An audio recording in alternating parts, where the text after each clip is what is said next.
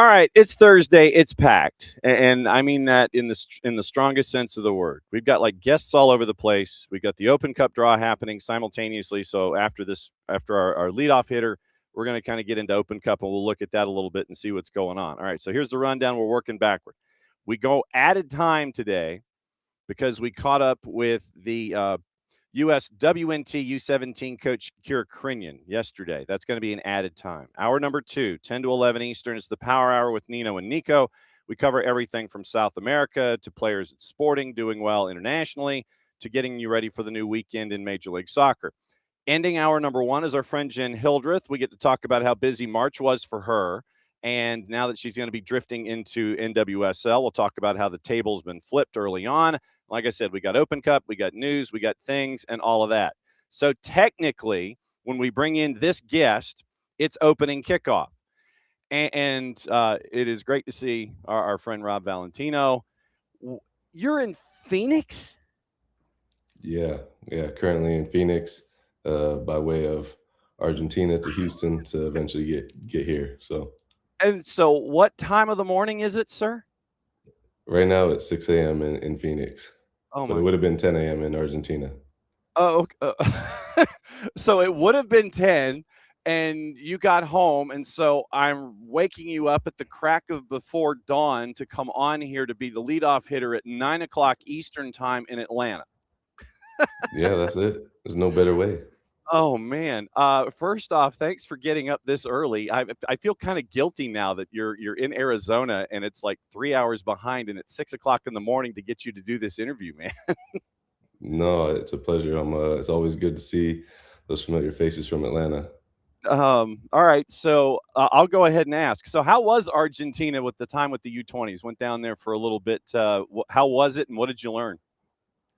Yeah, it was a fantastic experience. I think anytime we've been going on these camps and going to the different countries, experiencing their cultures, competing against either national teams or local professional teams, have been really good. I really loved it because we've had so many players from Argentina in the past, and I've never been to their country and actually sat there and experienced it. So first and foremost, that was like kind of part of it, being in their culture and remembering all the players that we had in Atlanta. And we got to see an old familiar face in Thiago Almada at their training facility and compete against Argentina, which was a very tough challenge. We introduced new ideas to the players, and the mindset of the individuals that we had with us was really good, from staff to players. Was awesome. So a lot of learning, a lot of growing, sometimes suffering at times. We talked about that. It can't always be that we're going to be the dominant team. And we ended with 2 good results, but ultimately it's about what we learned from the process of what we're doing, with whether it's this camp or going into the next camp, and what these kids are doing at their clubs as well. I want to ask about your timetables when it comes to these things a little further down the line, but everybody talks about the U.S. way. When we've had coaches come in and they're representing various national teams at various age levels, there's always the U.S. way that is this underpinning about everything. When I mention that to you, what does that mean to you in your day-to-day there with the U's on the men's side? Yeah, it's for me, it's still a work in progress of learning everything that they've done to build it. Like, I'm a newcomer coming in to their environment, so it's about understanding what has gone on before me, how I can use my experiences to hopefully elevate some things. Ultimately, it's about having a clear language and a clear process of how we see where you can help maximize or accelerate development in these individuals. We understand that the players will spend more time in their club environments. There's no doubt about that. But we want to be making sure that we can be a platform to help them, whether it's through a national, playing an international opponent, whether it's playing a professional team. We want to use these camps to hopefully accelerate their development and have that collaboration with the clubs, that we are all on the same page. We want these players to get the most out of both experiences, whether they're with us and they go back and they kick on and get first team appearances, or they come into our environment and they are challenged, hopefully with new ideas and different ways of playing, and test their learning abilities. What was it about a national team job that attracted you? Because, we'll sit there and, in the old days when there were newspapers, you'd sit there, you go to the back and there's a transactions page and you sit there and it's like, oh, Rob Valentino, U.S. men's national. And how did that come to pass and why now at this point of your career? I mean, there's no better honor than representing your country. I was able to do it 3 times as a youth, and when you put the shirt on, and like when I wear the crest, like I have immense honor, and I'm just grateful for the opportunities when you get to wear it. And being an American and trying to hopefully pass that along to the youth that are coming through, that was one part of it. From the soccer standpoint and the job standpoint, I constantly want to learn and grow, and this is an environment that is exactly that. With all the coaches that I have around us, whether it's on the women's side, men's side, the resources that there's here to help me grow.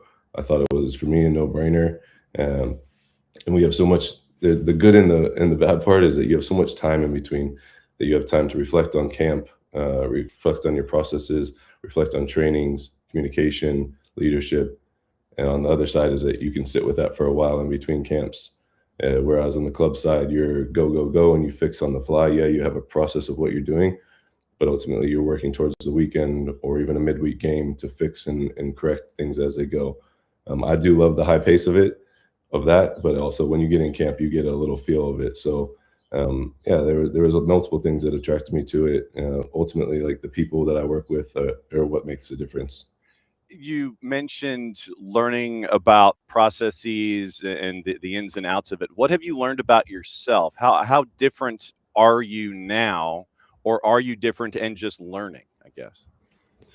Yeah, look, I'm still the same person, Yeah. but I think if you ever sit there and go, I know it all, I'm good, I don't need to learn anything different. Um, the framework of Rob is the same. Like I am still the same type of person. I still care about the same things, but there's different people that I come in contact with here that have had different experience in a national team environment, and we're able to test things, try different training exercises, talk about individual developments and processes that we can put in place that, yeah, if I were to go back to a club environment, how do we input that? How do we show the individual attention to these players in a team format and ultimately try to get wins still? Um, I think I also have this perspective now when I do have these communications with clubs, is that I understand what they're going through, and now I see it on this side of the differences. So to have this experience to say, okay, this is what a national team environment is like, this is what a club environment is like. What are my processes that can translate? What are processes that maybe don't translate? I think ultimately, like just like I said before, learning from other people and putting structure to a lot of things. That was been a big part of my learning. That's been one thing that I've been emphasizing on. Our old friend Rob Valentino hanging out with us here, batting leadoff on the morning show, and you mentioned the gaps and the camps and the gaps and the camps. Do you like the idea of going to Argentina, going home, taking that dossier of information that's probably about 2 or 3 inches thick, or it might be on a flash drive these days? I'm 900 years old, so that's why I said it's big old dossier of notepads and things. Do you like the idea of a camp and then kind of analysis and then going into another camp, or is it is it kind of an odd duck where instead of being in day to day and doing it in a team environment in a professional franchise, I guess discuss the differences. I guess do you like the idea of having that time to regroup and recalibrate after a camp like this? I'll tell you who really likes it. It's my family. They love the go away and then you come back and you're here and you're present. I'll be honest, it's been a work in progress for me. So when I've gone into the first one and I come back, like there's those 2 or 3 days when you finish and it's intense when you're there, and the travel when you come back and you're tired. But then ultimately, like I really miss the players, I miss the staff, I miss that day to day. Like that's what brought me so much joy in Atlanta and all the places is being with these people every day. Um, but on the other flip side, like I said, you have time now to reflect and think, okay, what went well? What could we improve on? Evaluate individuals, talk about how we can be better as a staff. So I'm finding my way. I'm finding my groove and how it all works, and keeping myself busy. And in between, of having that reflection post camp, then moving forward throughout those in between periods of what's next camp going to look like, but also in between, whether it's different projects or different development pieces for myself and other staff members. Are you officially in that rhythm of being a national team coach, or are you still trying to adjust to up, down, up, down, up, down? Have you hit your rhythm yet, do you think? A little bit. I think I found a little bit of consistency of what that looks like. I keep telling people, they're like, "Oh, what's the differences, or what do you miss?" And I said, "Look, I miss the day to day for sure. I don't miss being as tired as all these other coaches are, because I know what it's like. Like, you wake up, you play a game, you wake up the next morning, and you don't get another day off, or you get maybe an afternoon off. I don't miss that part, but I have found some rhythm and some normalcy to it, and yeah, it's great. I mean, that's, like I said before, like the honor of representing our country, nothing better than that. When you have questions, whether it's about the day to day or being in a national team environment, do you have folks on your speed dial that you can sit there and, like hit like one or two buttons and it's like star so and that individual pops up and they'll answer questions about where you are right now? Do you have that kind of a speed dial that's attached to your cell phone these days? Yeah, I mean, my boss, Barry Powell's our head of development. He's been like a massive mentor to me, fantastic person, somebody that I can really lean on, and he's been somebody that for sure I go to. All the other youth national team coaches, we lean on each other, so they're for sure people that I try to have those conversations with. Outside of that, I wouldn't say I've been in contact with them a lot, but when I do have conversations with, like Mikey Varas, for instance, at San Diego, he's been in my shoes. We were old college teammates. He's given me some advice. Marco Mitrovic, that's now in New England, we were in the job together for a little bit and developed a relationship. So there's people like himself. Pat Noonan at Cincinnati, he had been in with the senior team, and now he's done a fantastic job at Cincinnati. And so we've more recently been in contact about those things. So sometimes I wouldn't say maybe it's I got exactly the same people on speed dial, but sometimes those contacts, all of a sudden they reach out, and it's just at the right time when you need it most. So And when I'll be honest, the other person is Brad Guzan. Yeah, okay. We sit together every Tuesday, Thursday to watch our sons train, and I pick his brain, whether he knows it or not.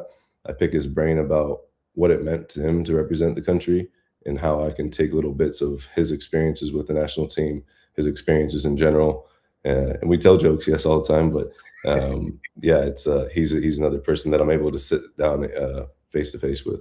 So when you have Luca Bombino come into a camp, does Mikey call you up and sit there and go, "Yo, Rob, take it easy on him a little bit. I need him. I need him in the Western Conference here." Is that what you get? Was that what you get from coaches these days? It's like, I know you need him for camp, but can you kind of dial him back a little bit, or can you dial him up a little bit because I need him ready for the next phase? Do you get those conversations?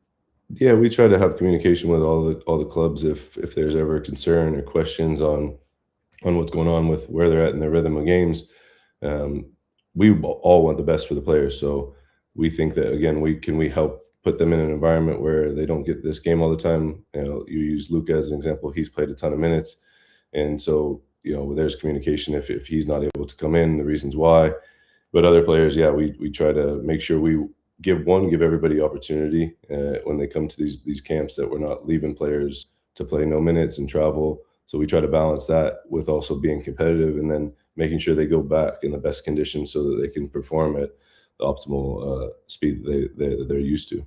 One of the really cool things that I noticed when the roster was announced and you were heading down to Argentina was just the variety of locations that you were pulling athletes from. Because yeah, you're pulling from MLS, and I think it was nine different franchises that were repped, but you had Charleston Battery represented in USL Championship. You had UCLA being represented in the college game. I think it speaks to where the game is growing, and the fact that you have a camp where it's not just all Major League Soccer. You're getting folks who are playing overseas that are coming all the way back, that are tied to Serie A clubs and things like that. I just thought that was really interesting to see the development of where things are, especially with your roster that you just had, to where it's not just one source anymore. It's coming from a bunch of different places and a bunch of different divisions and levels here. Yeah, I think for me in my group is really important to understand These kids are 2006 born, and so now we have single age group all the way from U15 through to eventually it'll be called the U23s. Right now they're the U21s. And so we're really trying hard to keep the 2006 born kids in the single age group.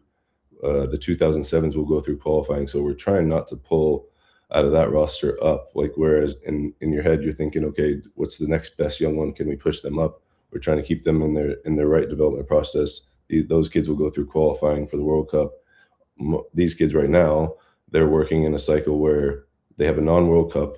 That U20 World Cup just finished. Now they're going to eventually, hopefully in 2 years' time, their next big event will be the Olympics. So I've looked at it as, in this process now, where can we see talent? And there's, in the last camp, we had injuries over different positions. So you start to develop a roster of what you think of having consistency, because I think that's important for a team to go and perform, but also looking at multinationals that feel like they want to represent America, looking at untapped college kids, looking at players playing in USL. I think there's a lot of value in playing in a men's league and playing professional minutes. So, and there's guys in MLS Next Pro that come into our environment that maybe haven't got a chance with the first team, but they have a lot of talent. And when their opportunity does come, whether it's at the club they're currently at or whether they make a move, that some of these kids are ready for that next level. And I just want to, like, it's such a big country. I don't want to miss a player. I want to make sure that there's a chance that we have had eyes on people. And when I always tell them when they get in, like whether they're here because they got a late call up or they were the first call up, they're here for a reason. And I've got a strong belief in whoever we do bring in.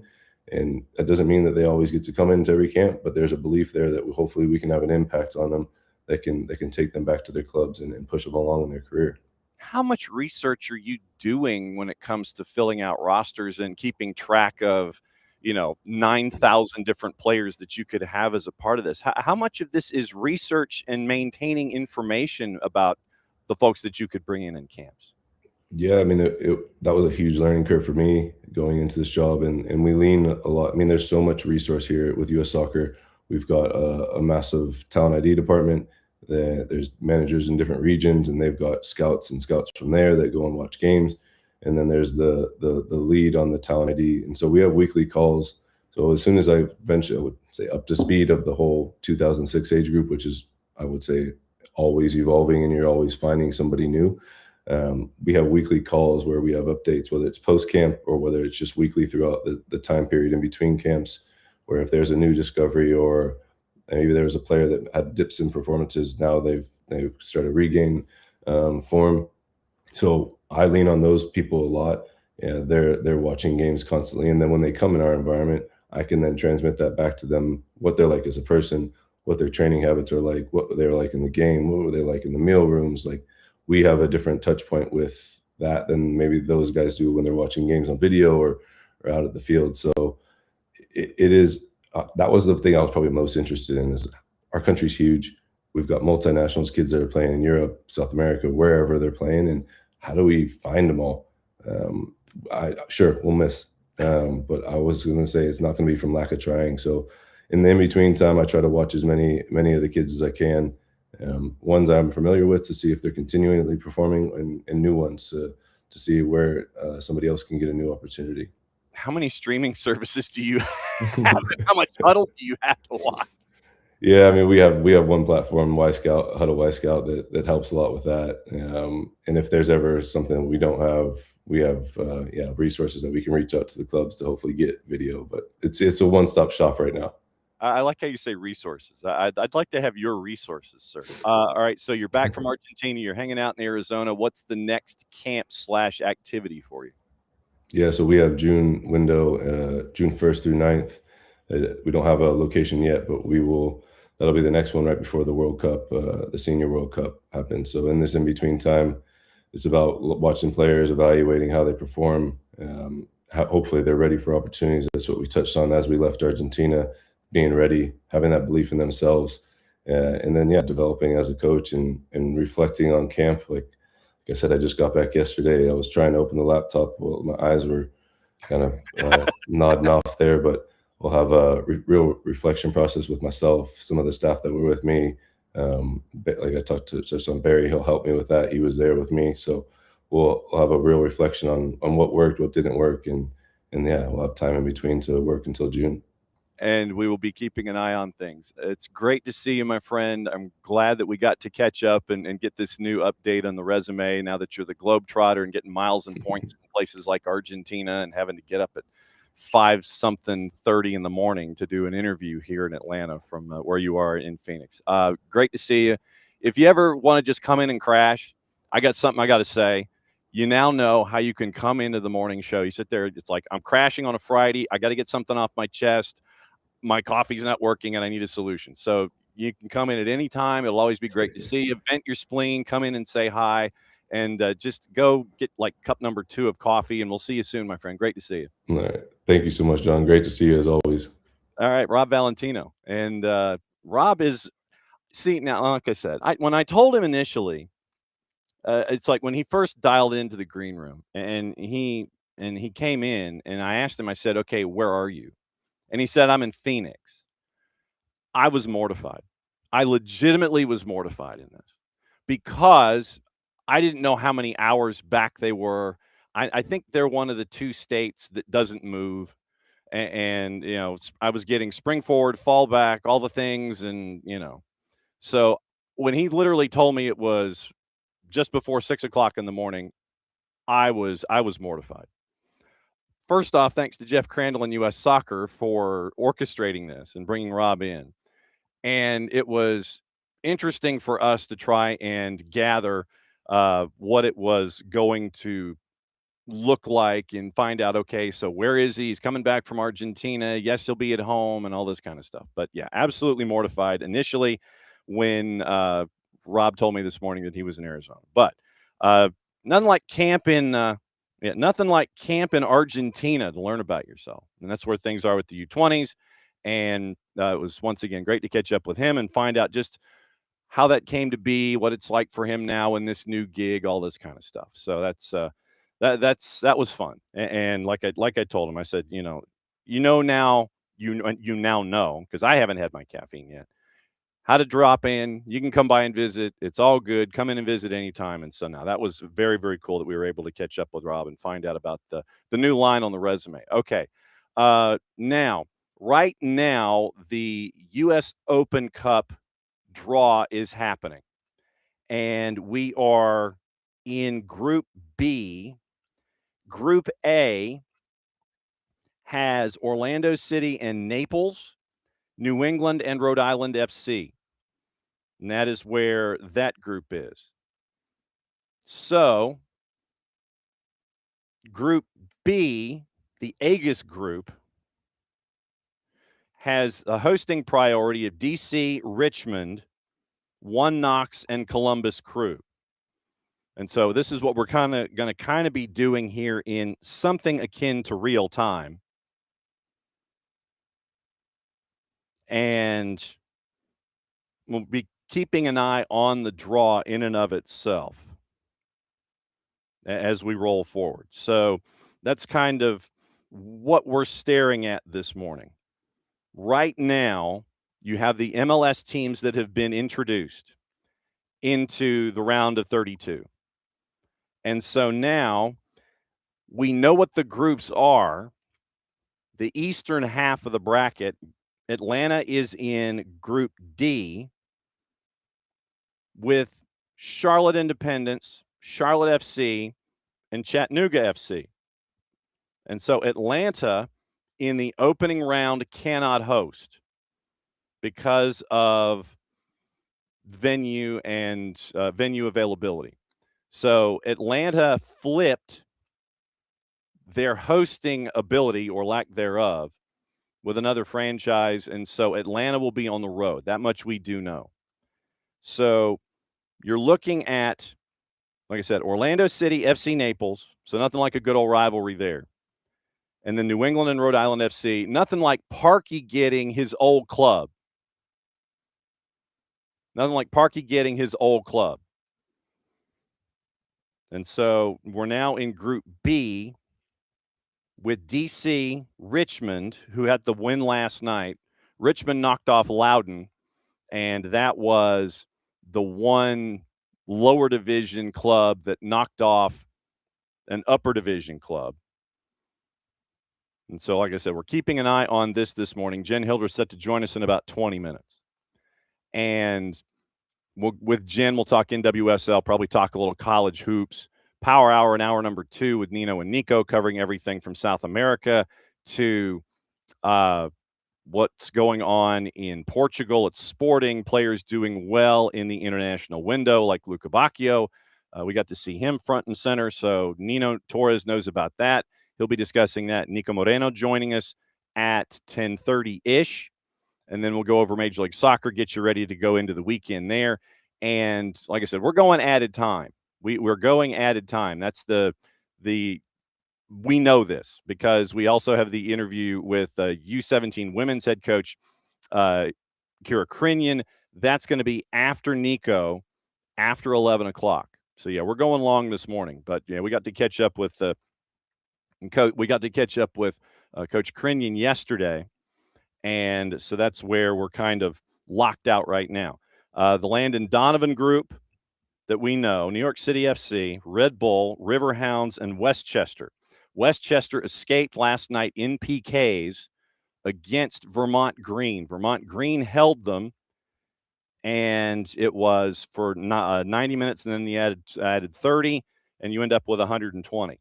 And then they go to PKs, and it was 4-3 for Westchester over Vermont Green last night. Westchester, they have drawn hosting priority number 1 in the Donovan group. So you've got Westchester, NYC, and then therefore it's Red Bull against Pittsburgh Riverhounds.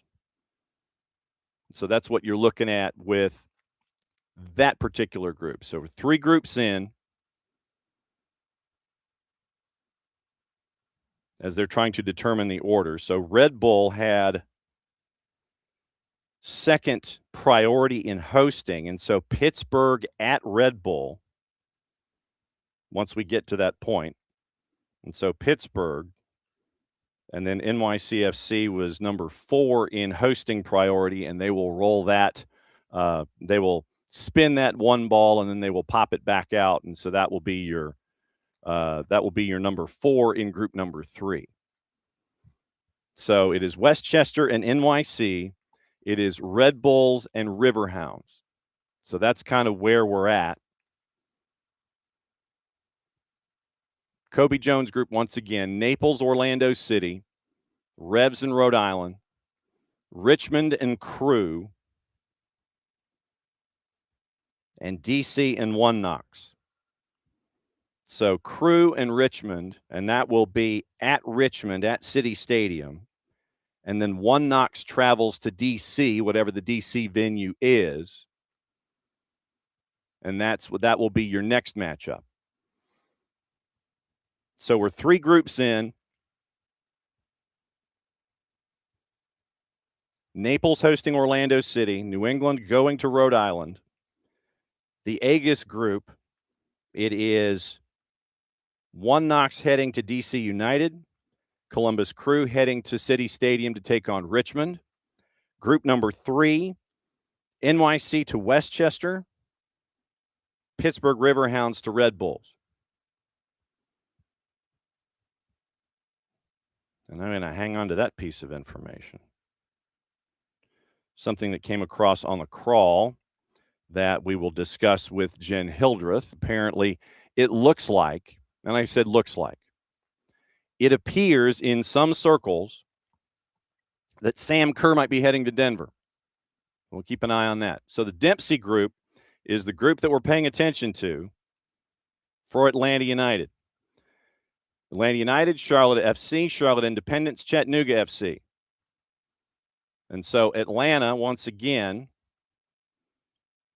is the last, or is going to, they have declined a hosting opportunity in this grouping. So the Dempsey group is up. It is being turned and decided. Charlotte FC gets number 1 when it comes to hosting priority. So they'll determine the order of everything here, and we'll find out what it looks like. Oh, you're gonna yeah. Well, I see, and it's and okay. So Atlanta United would have been number 2, but they have declined. And KFC, I'm right there with you. American legend Kobe Jones, all one word, with Adrian Garcia Marquez. So Atlanta United would have been number 2, but once again, they've declined a hosting. Chattanooga FC is number 3 in hosting priority, and Charlotte FC is number 4. So Charlotte FC, wait, let me get we got 2 Charlottes here. So Charlotte FC is number 1. Charlotte Independence is number 4. Atlanta would have been number 2. Chattanooga number 3. So Charlotte Independence is the 4, but they go ahead of Atlanta, considering Atlanta did not decline the opportunity to host.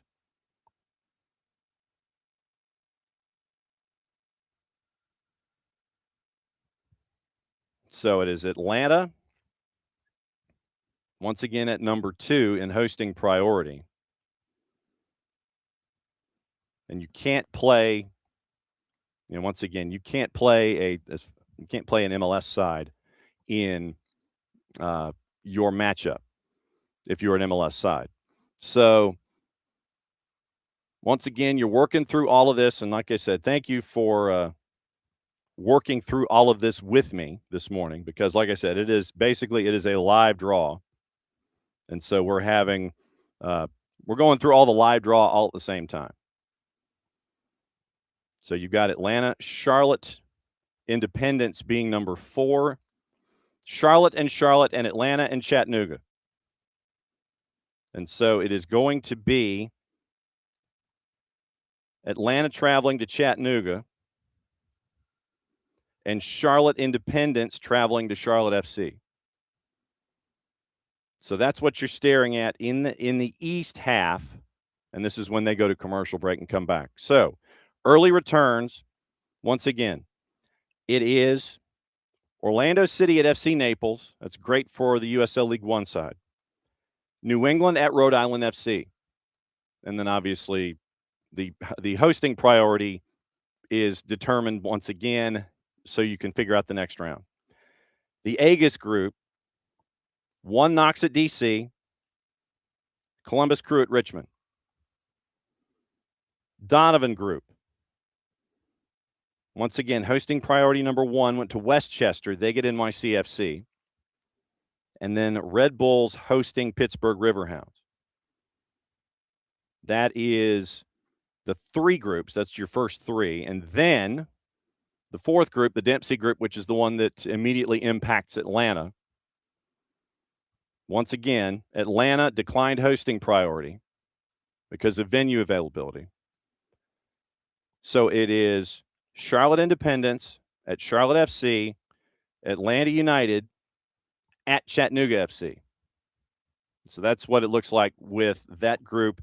That's the eastern half. That's the eastern half of the bracket in the round of 32. So early returns, you look at this and you're going, all right, so it'll be an interesting test for FC Naples. They'll be hosting. Then it is New England at Rhode Island FC. I'm intrigued. Like I said, the intrigue of having a Michael Parkhurst derby. Then you're staring at New England at Rhode Island FC. The B group, and it is, once again, DC and 1 Knox. And I don't know where that one would be held. I don't know if that one would be held at Audi. That'd be my guess. But we'll see what happens there. And then, obviously, Crew traveling to City Stadium to take on Richmond Kickers. Richmond knocked off Loudoun. That was the one last night that was the only one where you had lower division defeating upper division. C group, Westchester. And Westchester right now is, you don't know which Westchester you're going to get. You really don't. You're going to get the one that is struggling in USL League One out of the blocks. You're going to get the one that has won 2 in a row against lesser competition in Open Cup so far. You don't know which Westchester you're going to get. They've invested a lot for the 2nd year in a row in USL League One for that franchise. and the results haven't been there yet. So we'll find out which Westchester we get, but they're hosting NYCFC. And then Pittsburgh traveling to Red Bulls. I imagine that one's going to be in Harrison. And Pittsburgh, after the administrative suspension of Bob Lilly last year, they seem to find their sea legs a lot. They found offense, which I know is for a Pittsburgh fan and a Pittsburgh franchise. I know that it's a bit difficult to understand. What is this offense that we're seeing here? And so Pittsburgh has found offense, and they are not to be taken lightly. They're just not. And so Pittsburgh going up against Red Bulls at Red Bull, whatever Red Bull form it's going to be. So we'll find out what that looks like. But that's going to be an interesting one. Red Bulls hosting Pittsburgh. I am intrigued. So Chicago, St. Louis, Detroit City, and FC Tulsa. Then it's Austin, Houston, El Paso, and Lou City. That's an outlier. Sporting Kansas City, Colorado Springs, and Union Omaha. And then Minnesota United, another outlier. San Jose, Phoenix, and Sacramento. So that is the western half of this. So the DMB group, Detroit City, Chicago Fire, St. Louis City, and FC Tulsa. So that's the E group. Right now, I'd say if Abby, you've got Lou City, she's asking if Lou City can go to El Paso. If both, and we have to look at hosting priority first. If a team has said, nah, we don't want it, then that team would be traveling wherever in either round. So we got to keep an eye out on hosting priority first. If someone declines, then that puts them at the back of the line and they're on the road. So if someone was basically like, no, we don't want to do it, then we can figure that out. Dates. We got to look at the dates here. So FC Tulsa is number 1 in hosting priority in group number 5, the DeMarcus Beasley group. So let's look and see when the date. I think there's a wide swath of when the dates are. So, and those have been kind of posted in pencil. So I know it exists because when they put out the master schedule, they were like, okay, it'll be in this range. So let me see if we have round of 32 draw, Smoky Mountain, Victorious.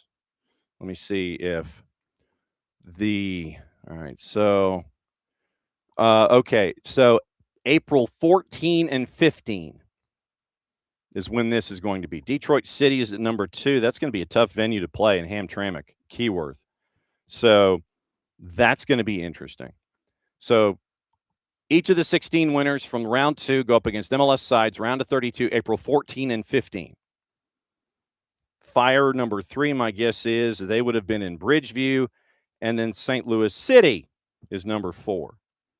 So April 14, 15, those are the dates that we're looking at. So St. Louis City is number 4 in the DeMarcus Beasley group. And then, obviously, Jenn Hildreth set to join us in about 5 minutes. We'll kind of drift in and out after Jenn. Top of the hour, we'll kind of regroup in the West and let you know what's going on after Jenn has come in this morning. So now, Detroit City and Chicago Fire, that one's going to be at Keyworth. St. Louis City and Tulsa, that one's going to be in Tulsa.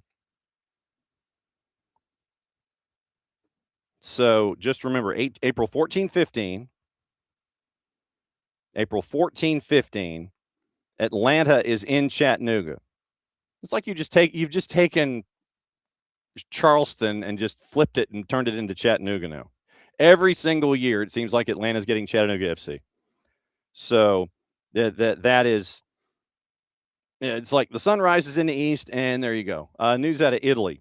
Italian Federation President Gabriele Gravina has just resigned, according to Fabrizio Romano less than a half hour ago.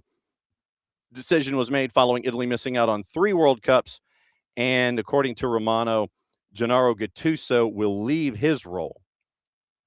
So Gravina resigns, Gattuso leaving, according to Fabrizio Romano.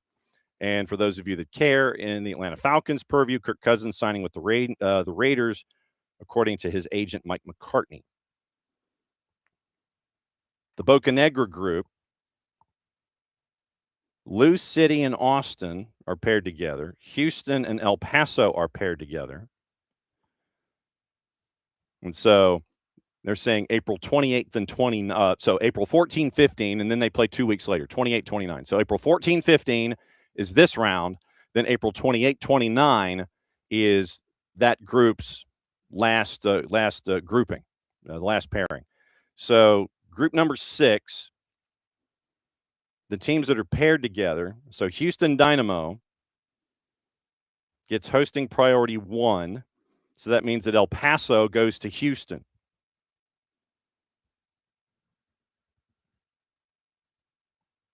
Nothing like I need like game show music here.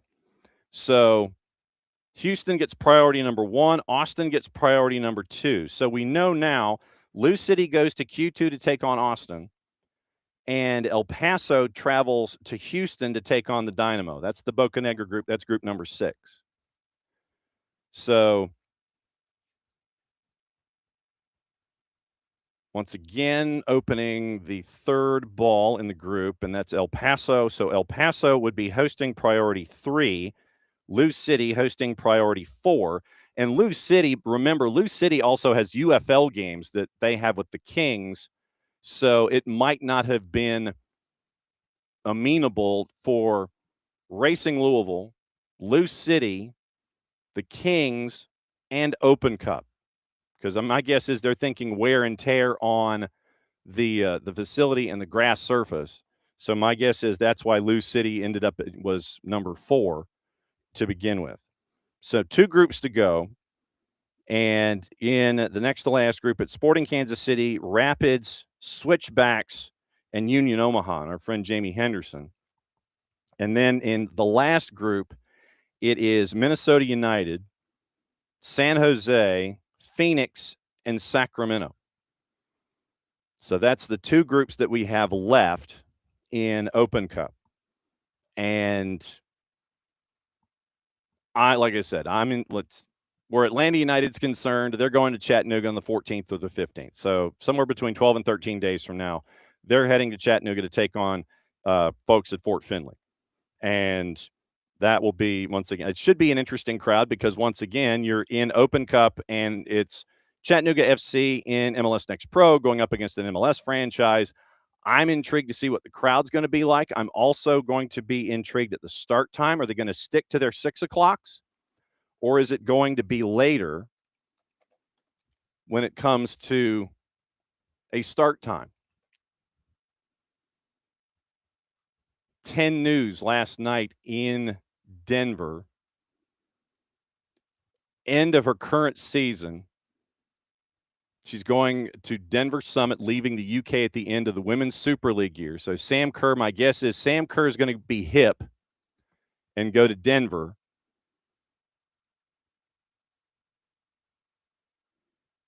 Or 10 News Australia. Okay, so 10 News Australia is the one that was saying it. So, but then we also had the hair pull last night from Chelsea and Arsenal. Katie McCabe stopping Alyssa Thompson by yanking her hair. Should have been a red, wasn't. I mean, literally yanking the hair of Alyssa Thompson.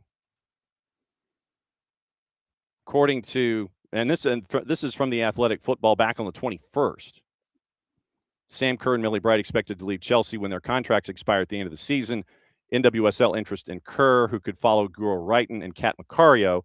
And so we'll keep an eye on that. All right, so it is 9:45, which means that we bring in our number 2 guest, Jenn Hildreth, and she is hopefully safe guesting. Are you safe guesting, Jenn Hildreth? I don't know. I'm parked. Can you see me? I'm having technical difficulties. we can do straight up voice. That's perfect. There she is. Oh, I'm here. Okay. All right. right. There. Yes, I'm parked. Yes, because I am safe guesting. Yeah, we're safe guesting, and that's what we believe in here. Okay, so we're doing like 19 different things here this morning. Yeah. Open cup draws going on. What is this with phones these days? Phones just, they don't want to agree with anything. Anyway, we got open cup draw going on. We've got news apparently, possibly, probably, allegedly out of the NWSL involving Sam Kerr. You had 17 games that you called in the month of March. Is this correct? You sound like the chipmunks. I can't hear what you're saying. I don't know if you can hear me. Do I need to? I'm gonna call back in. Okay, so she'll call back in. Sure thing. So she'll call back in. That's what happens. It's really weird. I don't know. I'm starting to raise an eyebrow at our friends. Yeah, they're part of the transmission here. So, all right, and so let's see if okay, that's the spinning wheel of death. That's never a good thing. So we'll get rid of that one, and we'll bring this version of Jenn in. So I sounded like the chipmunks, huh? And she froze again. Lovely. You got your ears on, Jenn, or did you freeze? There she is, I think. Yeah, I don't know what's happening. I'm so sorry. It keeps like going away, and now you're black, and I can't see anything. Just talk. Okay. Well, we're here. Can you hear me? Yeah, you can hear me. I can hear you. It's great. Yes. That's all that matters. So you had 17 events that you called last month? No. So I had 13 events, Okay. 17 new boards that I created. So 17 teams that were brand new, start from scratch, create the boards. So I had a couple repeats, but a lot of new. Yeah, that was a lot. Have you recovered from March Madness? Hashtag Yes, absolutely. Yeah, this has been great. April's gonna be great. It's like right now I'm in a span where it's a really tough month, and look, I'm not complaining. I signed up for this, but you know, it's survival mode. And then April is like a little more relaxed. Okay, a lot more relaxed. May is tough again. June's off. Let's go. We got this on-off rhythm. We'll get it going. All right. So the biggest storyline for you from March, obviously, is the women's college basketball tournament. Is it true that the only team that can beat UConn is UConn? Yeah, I mean, I think if they play their best, yes, that's true. But that's assuming they play their best. So, you know, I think that certainly those 4 teams that are left all are there for a reason. They're all the #1 seeds. So, and I was really impressed. I watched UCLA pretty closely because I was in Durham, North Carolina for the first and second rounds, and so had been watching Duke really closely throughout. And I love that team and what Kara Lawson has done with them. And so I watched that Duke UCLA game, and I was really impressed with how UCLA adjusted in the second half and what they did. So I think if you can put a game plan together and execute it like that, any of those teams have a shot. Can they get it done? I don't know. Yeah, exactly. Yeah. Topic number 2 with you. How's the book? Book is great. It's coming up on its first birthday. My baby's birthday is April 15th. The book, Tough as a Mother. So we have some fun stuff planned on social media with a 1 year birthday celebration. And then we'll be, of course, building up toward Mother's Day, where we like to remind everybody that they are tough as a mother. And if you don't know that, get the book, remind your loved one, mother, spouse, whomever, and give them a little bit of that power to go for Mother's Day. The irony of the first birthday being tax day is one author to another. It's inescapable, that irony that's there. But it's true. What has it been like for you as one author to another? Let me ask you, what has it been like for you to go into the author realm and work your way through all of these different things that mean author Jenn Hildreth now? Yes, it's not nice to say that, one author to another.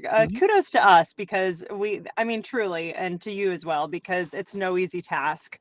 And I think dipping a toe into that world, it reignited this writing flame for me that I really missed. As much as I love doing television, and I obviously get to do a lot of storytelling and writing somewhat a little bit and what I do, this is a whole different animal, and it's truly was my first love, was writing and reading. So I just loved being a part of that. But then getting into the whole machine of, okay, you wrote this, and then obviously the whole process, which took forever for me, multiple years of finding an agent, finding a publisher, getting it published, and then promoting it and making sure people in the world know about it. So that's kind of a never-ending, exhausting cycle, but it's one that's very worthwhile. So I'm trying to get hip to a lot of the social media. No, I'm not. That's not a goal that I'm going to be attainable.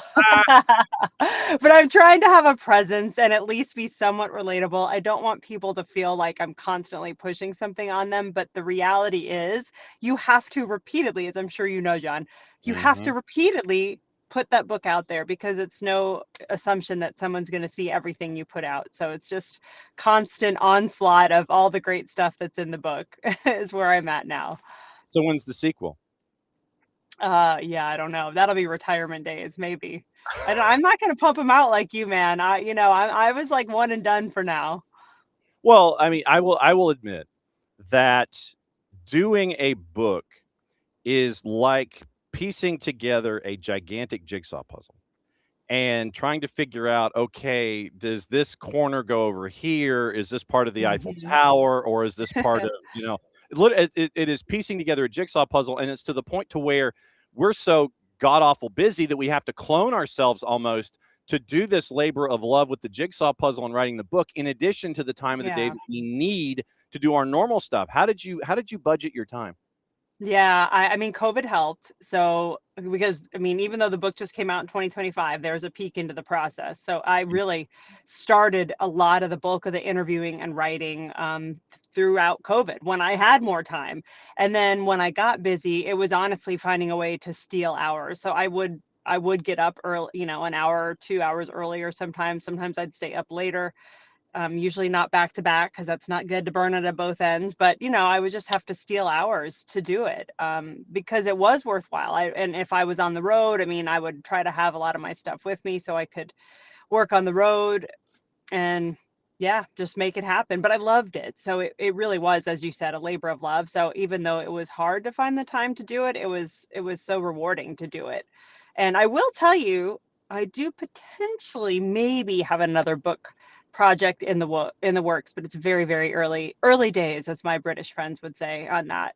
So TBD, but it could involve some ghostwriting. So fiction, nonfiction? Nonfiction.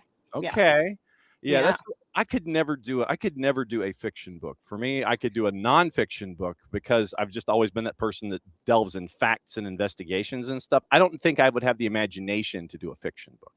I bet you'd surprise yourself. I've started doing some of these when I was in the writing process and I was trying to really spark a lot of creativity in my brain.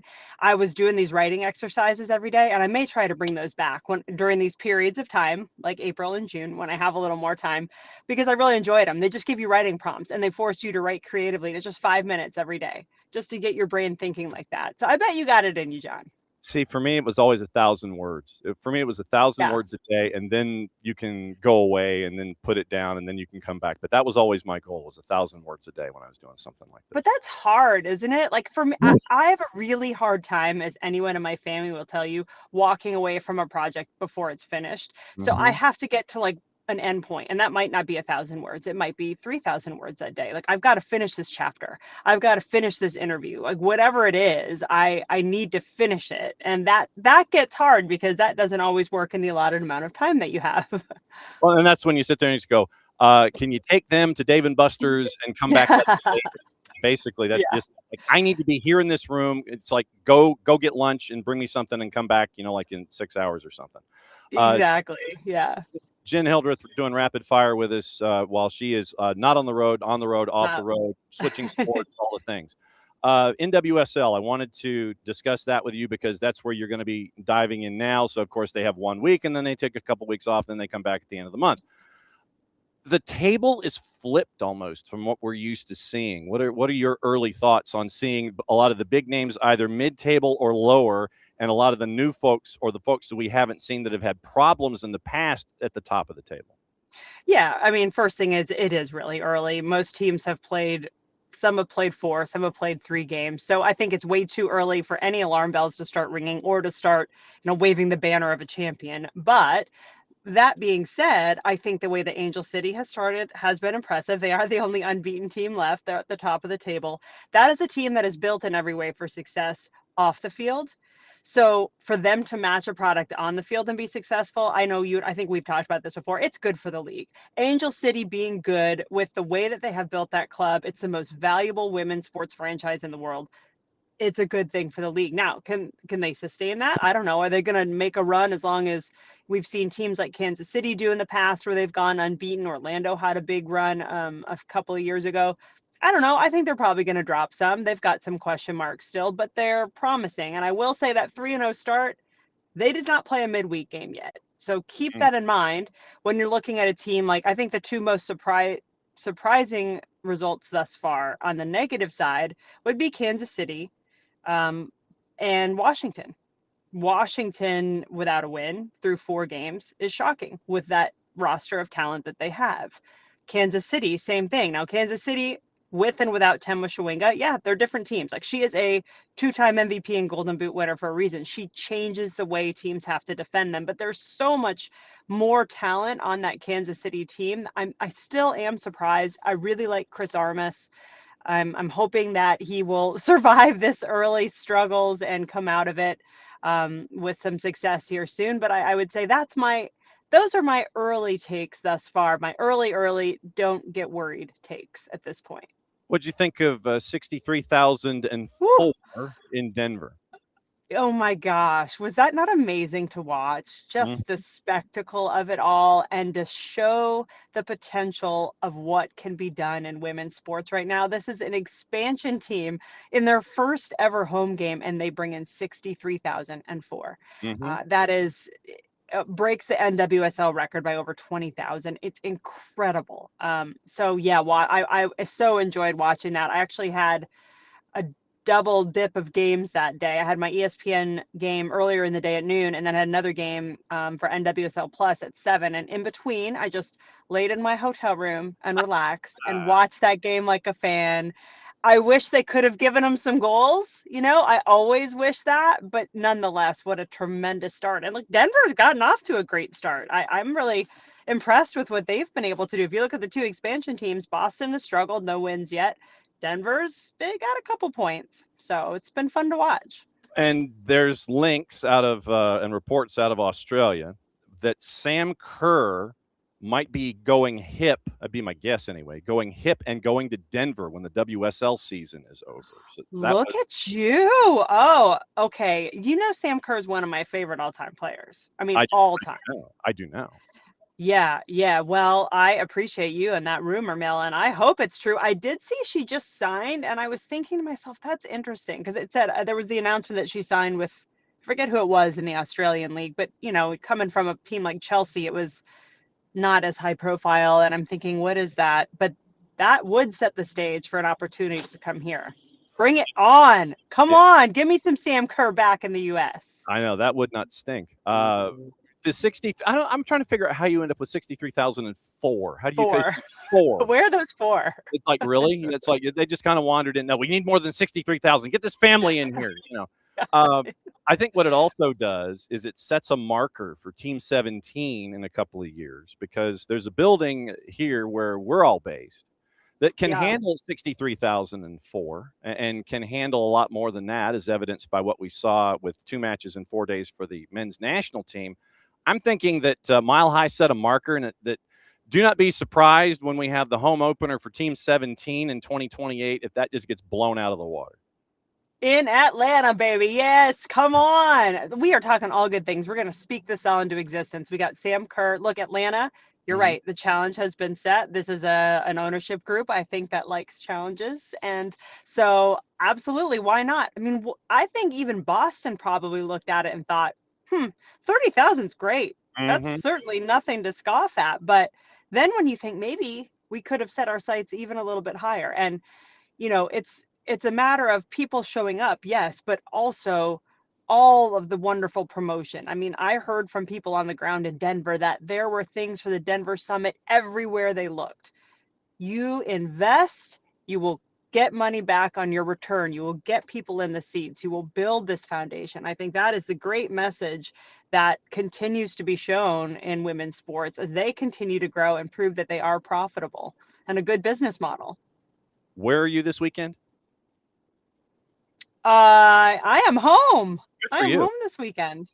Okay, good. Yeah. I didn't know if you were calling matches or you just going to kick back and watch things and just kind of watch what's going on.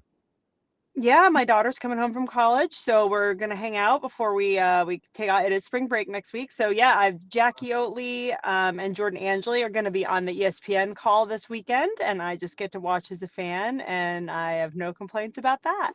None whatsoever. As always, my friend, it's great to see/hear you, and especially when I sound like Alvin and the Chipmunks because of the lovely technology that we have.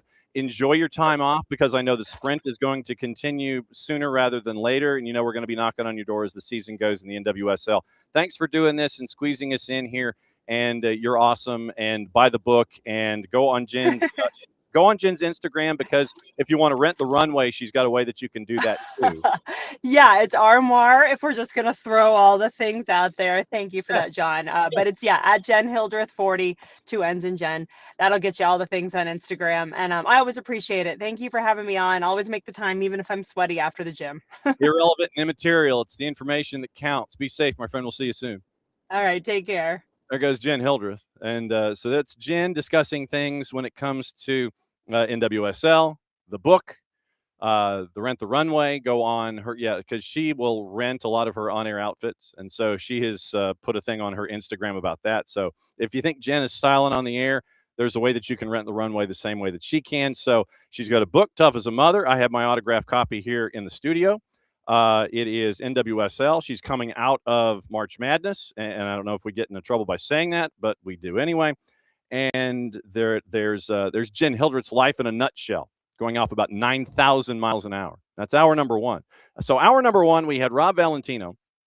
We had the running analysis of the U.S. Open Cup, and we now know what it's going to be like for Atlanta United. Is going to be a trip. It's going to be a trip to Chattanooga. It's going to be a trip to Chattanooga to take on Chattanooga FC. And then the winner of that one takes on the winner of Charlotte Independence and Charlotte FC. And that one is going to be at Charlotte FC. So Independence travels, I guess, to the bank to take on Charlotte FC unless they want to play someplace smaller. And then Atlanta travels to Chattanooga, and the winners of those will work their way forward. And so the 28th and the 29th, so it's 14-15, then 28-29 for the next round. So that's what it looks like as the Dempsey bracket, the D bracket in the eastern half of U.S. Open Cup.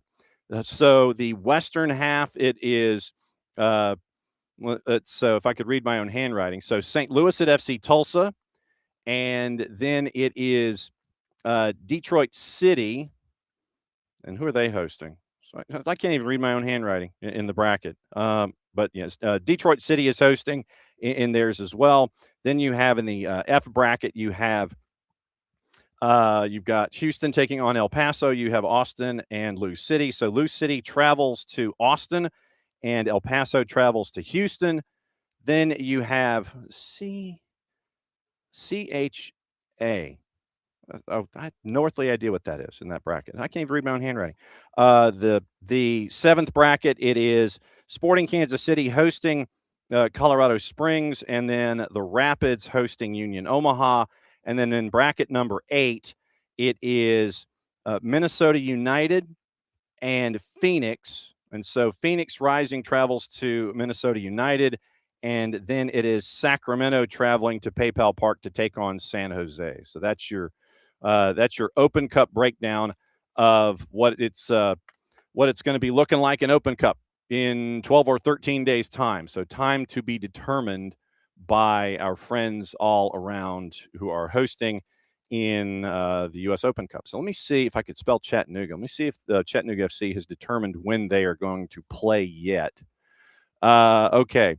So they just know that it's happening. Date, kickoff time, ticket information announced soon, according to Chattanooga FC. So keep an eye out for that, and everybody will make the road trip. But my biggest question initially is going to be, is it going to be one of those 6 o'clock kicks that Chattanooga has at Fort Finley on that surface, or is it going to be a 7 or a 7:30 more for television purposes, Paramount Plus, what have you. So that'll be the larger question there. So, Abby was asking about Louisville going to El Paso, and I think if you are top division, if you're MLS and MLS can't play MLS yet, and I think that's why you have the lower divisions taking on lower divisions. So, Orlando City, Naples, New England, Rhode Island, Columbus, Richmond, DC, Knoxville, NYC, Westchester, Red Bulls, and Pittsburgh. So those three don't have the same divisions playing one another. Same thing in Group D. Group E, you have Detroit City, and then you have FC Tulsa playing St. Louis. So that's different divisions. And then you have the Detroit City matchup that's there. And the F group has Austin and Lou City, and they have Houston and El Paso. So, yeah, the USL teams can play each other, but MLS teams can't. All right, top of the hour. I have not seen what Nino Damas is sending me. He is in Peru. You're styling. Look at you. You're outside, man. What's going on? Oh, slow service. Unbelievable. Hello, people. We're here in Lima, Peru. Gorgeous, gorgeous day. Absolutely gorgeous. And don't worry, there's not going to be ambulances and construction workers and anything else because it's here. So we're cool here, man. All right. So we'll knock this out and get this done. So Nino Damas says, Classico preview, Universitario and Alianza Lima. Hit me. Brother, there's a chance there might not be people at the stadium, even when it's sold out. Okay, even when it's sold out. Why? Because the disciplinary committee hasn't ruled yet in the racism case that pending on Universitario Deportes. So the decision has not been made yet. But knowing this disciplinary committee, they probably will drop the bomb later on tonight. Okay, later on tonight. Tomorrow is Good Friday. Probably people is on the beach and everything else. Oh yeah, everybody's at church and boom, drop the bomb. By the way, you're not allowed to access to your stadium, to Monumental Stadium, with 60,000 people already sold out. I won't be surprised, Johnny. I'll confirm this with you tomorrow, all right? But I won't be surprised if they rule against Universitario and the Clásico will be played, no fans on the stands. That's a big chance to happen. Right now, on the soccer aspect of the Clásico, Alianza Lima is the #1 team in the nation right now. They're leading the pack. They are rolling the table. They're rolling the tournament. They got a lot of offensive power. Universitario Deportes. Finally, we got to see Gasama playing, even though not an official game was friendly against Liga de Quito. He scored a goal. But I'm saying we because we. Yeah. Right. We Universitario Deportes. We're so anxious to see this guy. When we started signing back in January, he took 3 weeks off because of the African Cup. I don't know why he was not playing in the African Cup, but he took 3 weeks off. He did not do the preseason with the team. Arrived, got injured. This is probably the first time we're going to see him playing in the tournament.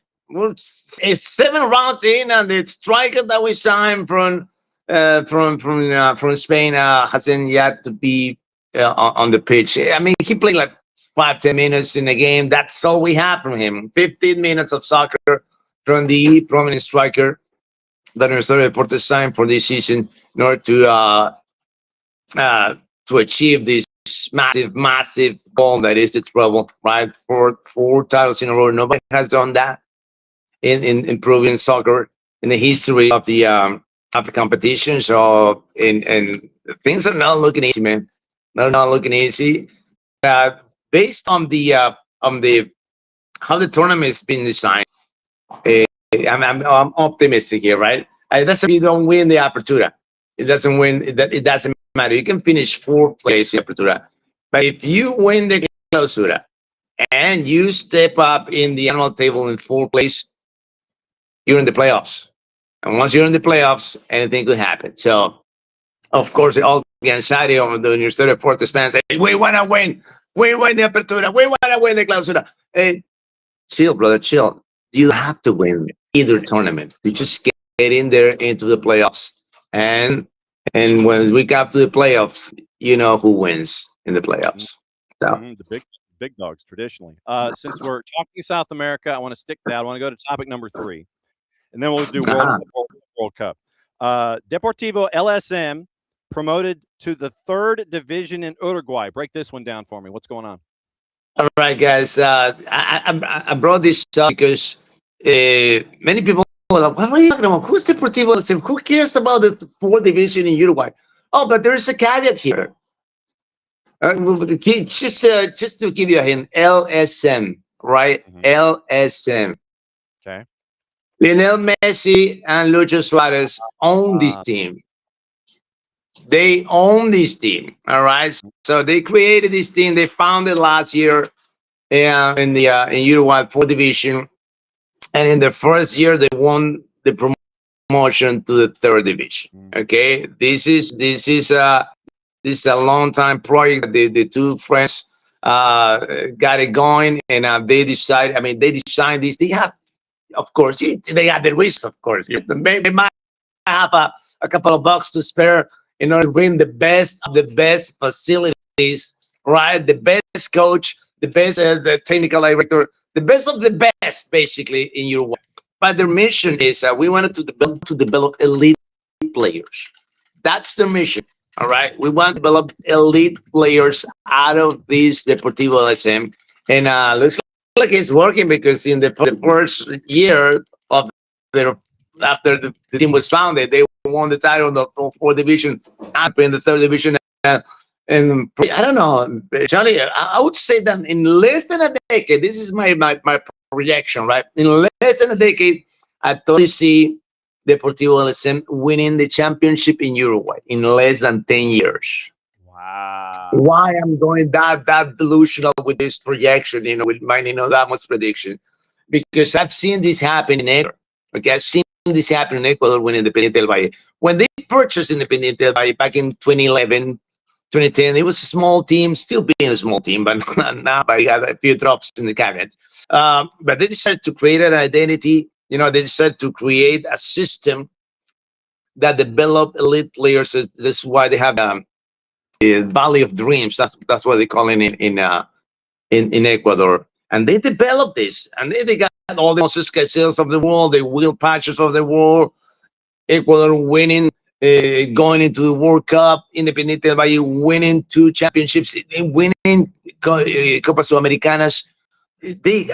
I'm not saying that they're copying the system, but it's similar. It's similar. Players development is the main goal here, and after you develop that, you will get the results, and that's what they're doing. Lucho Suarez, that I think we want to be talking about this Deportivo LSM big time in the next decade. I want to say in 10 years, within 10 years, Deportivo LSM will go to the 1st division and will win the championship in Uruguay. That's a Nino's prediction after the LSM Deportivo. Wow. All right, we'll hang on to that one. Now, World Cup, and then your Chronicles, but it's Copa America Chronicles this time. So we're going to go to topic 2. The Italian curse, no World Cup for the 3rd time in a row. And we had some breaking news with that in hour number 1, where, let me find it really quickly. And it was that the head of the federation was resigning, and it looked like that the coach was going to follow. So that was, so we had that happening this morning. But yeah, our Nicolifi, the Paisan that he is, he was, look, you don't need to be in a room with him when Italy's playing. And when Italy was going up against Bosnia and Herzegovina, it was madness. 13,000 seat venue, 9,000 only allowed in, only a handful of Italians allowed in. But 3rd time in a row, Jason wrote about it this morning, actually, that the problem is systemic with Italy, that they're staying away, God knows why, from developing youth and having them play in Serie A.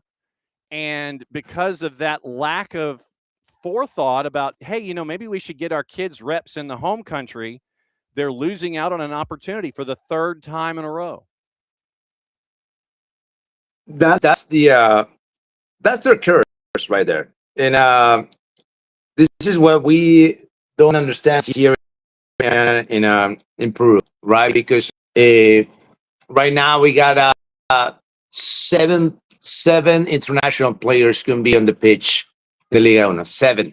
Okay, this is what happens in Mexico. They allowed 7 international players, and they're not developing players. We're not developing players, and it looks like it's a recipe for a catastrophe. That's exactly what happens in Serie A. And we even though when the actual tournament is going back, I'm not completely going back to the old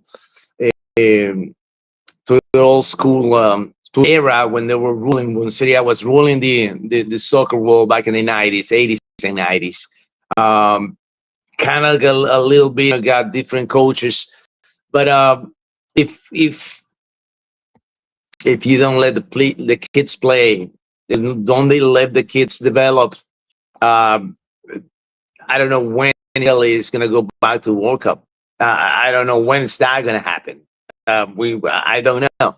I really don't know. I was just going over. I'm studying this World Cup's history because I'm actually in a show, right?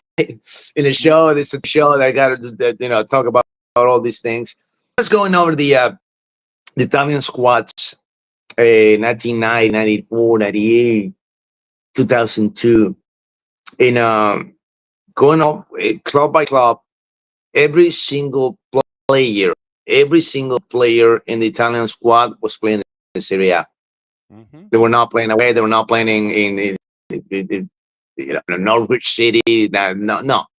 They were all playing in Serie A. They all came from Serie A, and that's what made Italy strong, because the league was so strong. Now the league is not that strong. You're getting players from all over the place. But back in the day, the 3 international slots, that actually worked. That actually worked a lot, so well for Serie A. Now, when AC Milan, the almighty AC Milan won, it was with Gullit, Van Basten, and Rijkaard. But that was it. Then you got Ancelotti, you got Maldini, you got Baresi, you got all the players, Donadoni, and all those teams, all those players were the bricks for the Italian national team. Now we don't have that, and we don't have. And not only that, John. I mean, when there's this video footage, you gotta take a look at it. I think it was not the what was that? The missive for Italy for Russia 2018. Mm-hmm. They were drawing the game, the playoff game. I forgot who was the rival, and the coach Maldini said, "Hey, De Rossi, you gotta get in." And De Rossi looked at him like, "But we need to win. I'm a center mid. Why do you want me in for? Get somebody, get Ciro Immobile. He's sitting in here, man. We need goals. What are you talking about? If I enter the pitch, we're not gonna win." And he's like, "No, but I told you, you gotta get in. You're leaving the striker out, brother. What are you talking about?" And you see all this video. It's just glorious, man. And De Rossi entered, and the rest of the story. They did not qualify for 2018, not for 2022, not for 2026. Probably, I don't know what's going to happen in 2030, because there's going to be like 150 teams playing in that cup. So I don't know what was going to happen with the tournament, man. Oh, yeah. I think chaos is the word. But you also say that 2026 could be the Strikers World Cup. Yes, sir. Yes, sir. Absolutely.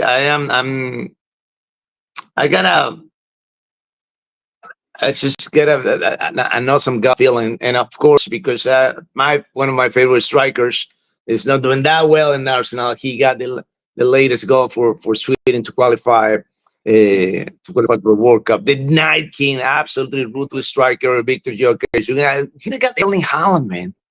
You're gonna have the Erling Haaland in the competition. I mean, it's I thought that we were him, but then Norway stepped up big time. The qualifiers, they are. What's the group, Johnny? What's Norway's group in the World Cup? You got World Cups group in there now. Hang on. I will find them. I will find it, please. Well, he's looking at all right. So we got a lot of strikers coming into this World Cup, and even though the game per se is not telling us, Nino, if we don't need the strikers. It's not like we don't need the strikers anymore, but we're relying less and less on having a powerful striker. The game is saying that the same way is happening with the attacking mid. The classic number 10 that disappeared. It's just gone. We don't have it. We don't have it because the game soaked them up so bad that they just. Now we need two. We don't need one. We need two. Okay, when it's 6 and 8, so they're combined. They'll be the number 10. But I'm not sold on the idea that the strikers would not be needed. I think they're going to have a tremendous impact in the game, in the history of the competition, and because obviously we probably have the World Cup with the set of weakest nations playing, not the traditional ones, of course. I'm not talking about the teams that always qualify, but the teams that are going for the first. I mean, Jamaica's out, man. Jamaica, they should supposed to be going in, but no, they're out. And you got these guys. What's this? The New Caledonia or something? New Caledonia lost in the play-in in the intergalactic play-in round. They made it right. Curacao. You got look. Norway is in Group I, by the way, with France, Senegal, and Iraq. Ooh. Ooh. It's a tough group, huh? It's really tough. Grupo del Norte. Yeah. So Iraq. Yeah, they're gonna go through. They will go through. France and Norway. They will advance. That's what I'm saying. Yeah. Yeah. Already with the predictions, 60. Well, how many days out? Then Johnny, we're 68 days out of the World Cup kickoff. Is it 68? That sounds good. I'll take it. Right? I think 68 or something. We got one ambulance in there. Of course, I got like freaking 5 clinics around me. Police are coming after you, man. I know. 70 days and 5.5 hours. 70 days, brother. I cannot believe this. And I'm so pumped about the competition, Jenny. And of course, you got a lot of games in there, right? In Atlanta? No. Yeah, we got 5 in the group, and then we've got 2 knockouts. I think we have 8 total. Ooh. Yeah, man, that's a lot, man. It's a lot. We got a lot of noon kicks with a lot of sicko games, and the last group stage game that we have is DR Congo and Uzbekistan at noon on June 27th. That is a sicko's delight. Brother, I just hope that they close the roof, man, because that playing at noon, brother. It's gonna be hot. It's gonna be hot. Roof will be closed the entire time. They don't want to mess with that mix. And there's talk. I think that if it works out, we would get Argentina back to back if the brackets go a certain way in the knockouts. Oh, that'll be fantastic, man. That'll be fantastic. Yeah, before we get into Copa America Chronicles, the U.S., the fans that came to Mercedes-Benz to see the matchup against Portugal and Belgium got an eyeful of Dodi Lukebakio. And I wanted to know what your impressions are of Lukebakio, considering he's at Benfica, either playing on the right wing or right mid.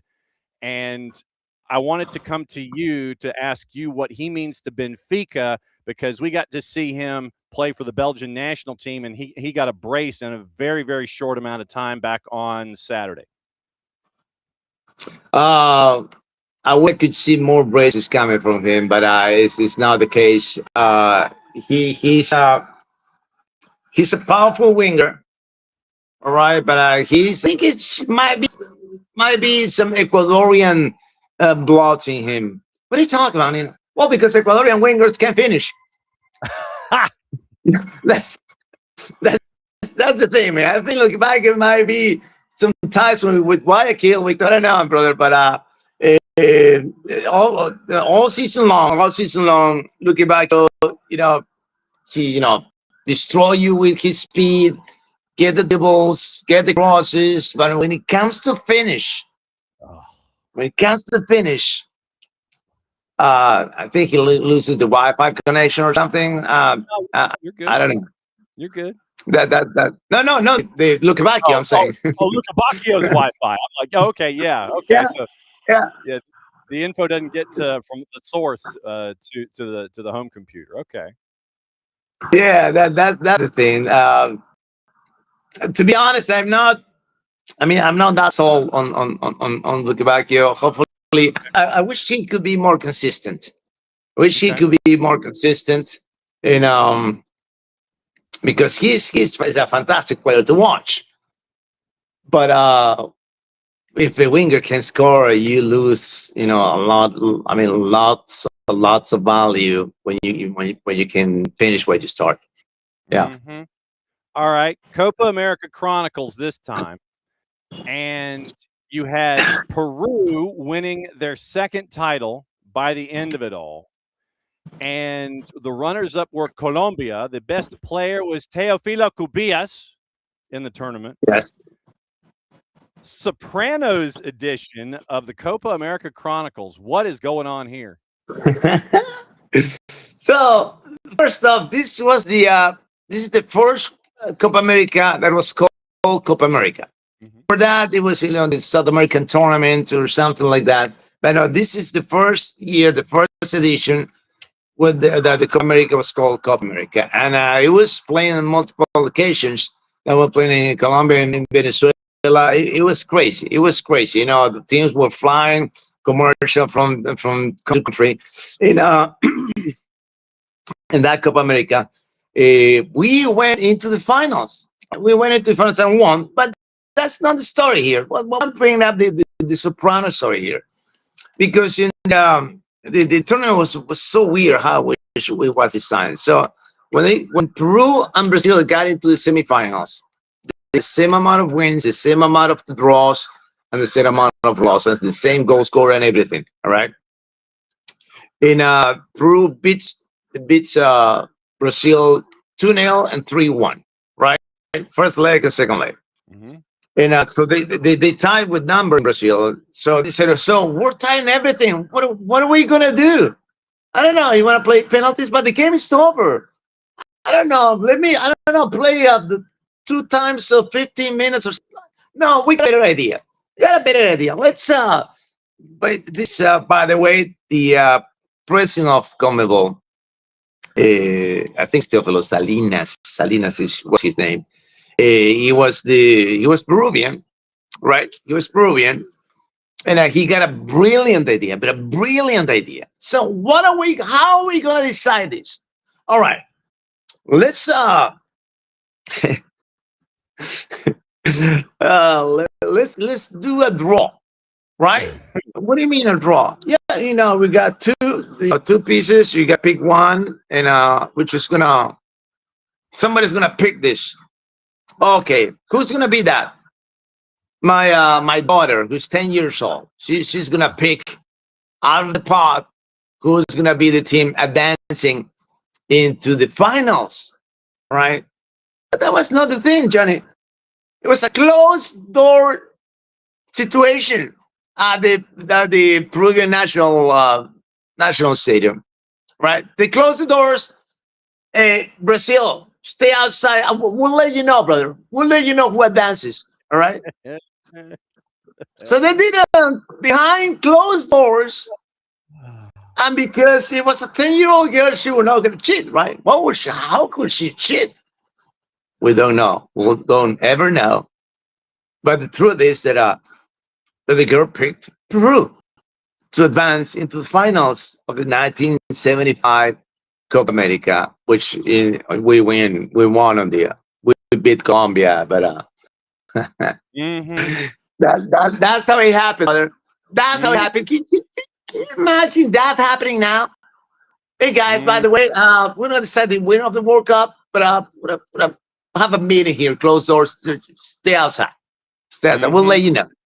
We'll send you a WhatsApp. Yeah. Yeah. Yeah. Wait, the door can't open. I'm sorry. We'll just have to WhatsApp you what happened in the room. What are you calling this weekend on FuboTV? Bro, it's a busy weekend. Now let me get it here. I got tomorrow. Hold on. Where's my thing? Hold on. Don't go. Well, where'd it go? You got either the morning with Gil Vicente AFS, Vitoria Guimaraes and Tondela, or Sporting in Santa Clara. I imagine you got that one. No, he disappears on me.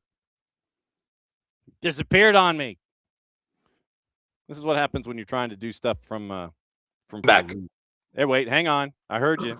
There you are. I think. Hit me. There you are. All right. So what are you calling?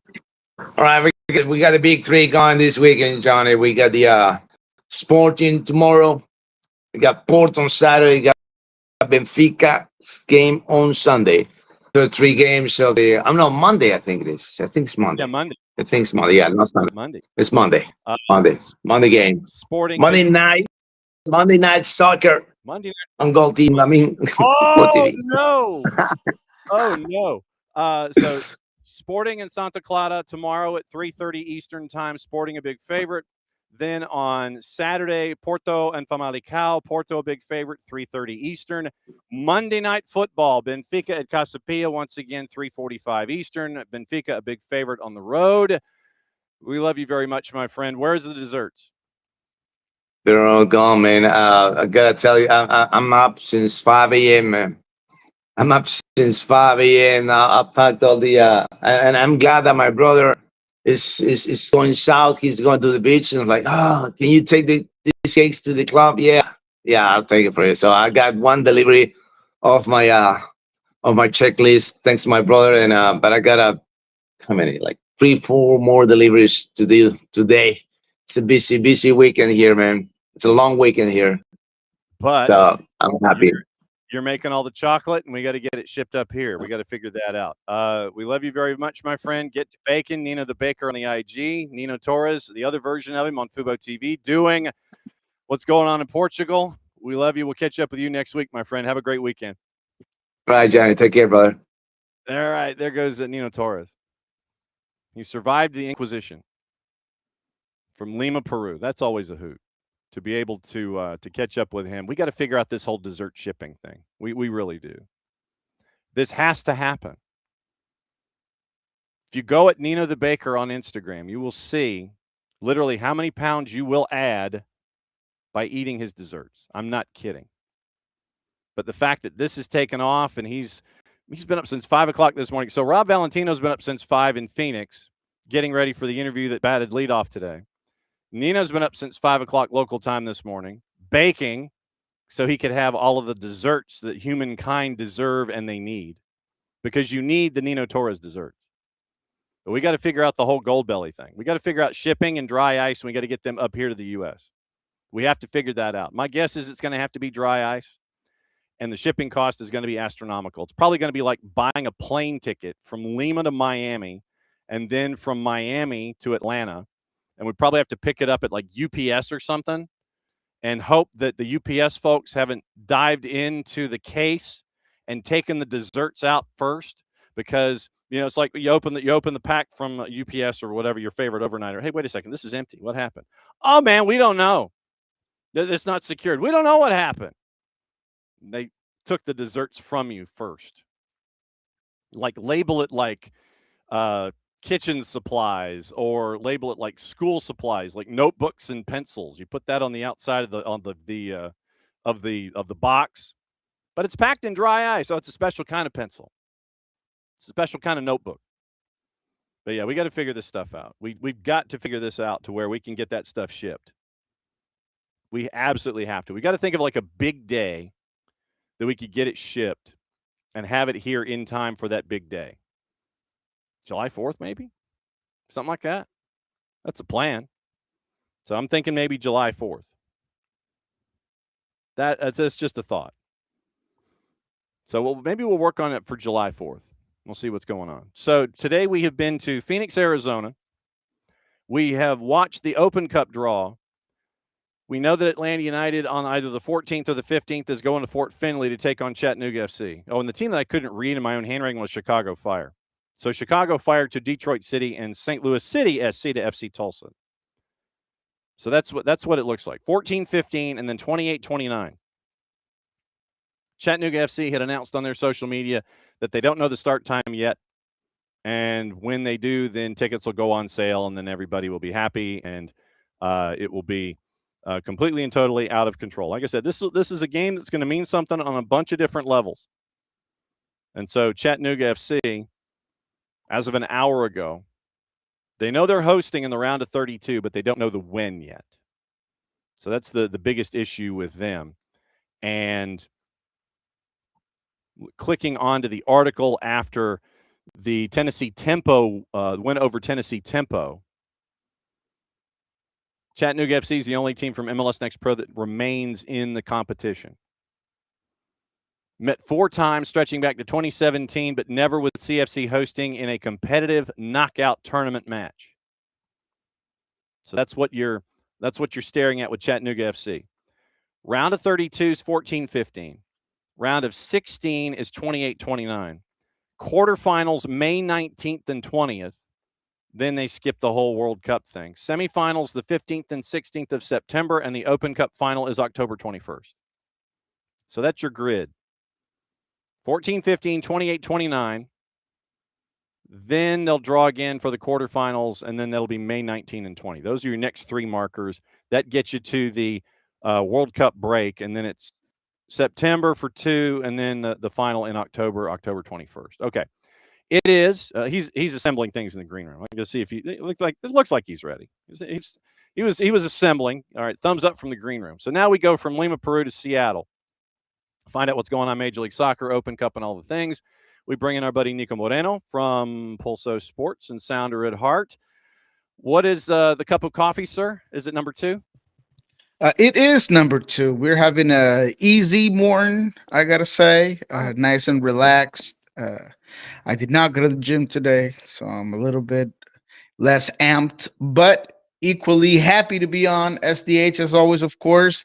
Saying hello to you guys, of course, that wonderful SDH audience, and my man John. And just excited to see what you got in store for us this morning. All right, so Open Cup, the findings and the groupings are out.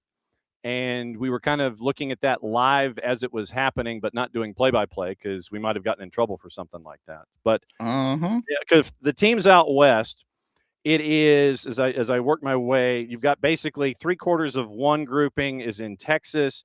Lou City is in that bracket, which I thought was kind of interesting. Then you've got the 2 Colorado franchises and Sporting and Union Omaha in one group. And then it's Minnesota United, San Jose, Phoenix Rising, and Sacramento. San Jose is hosting Sacramento.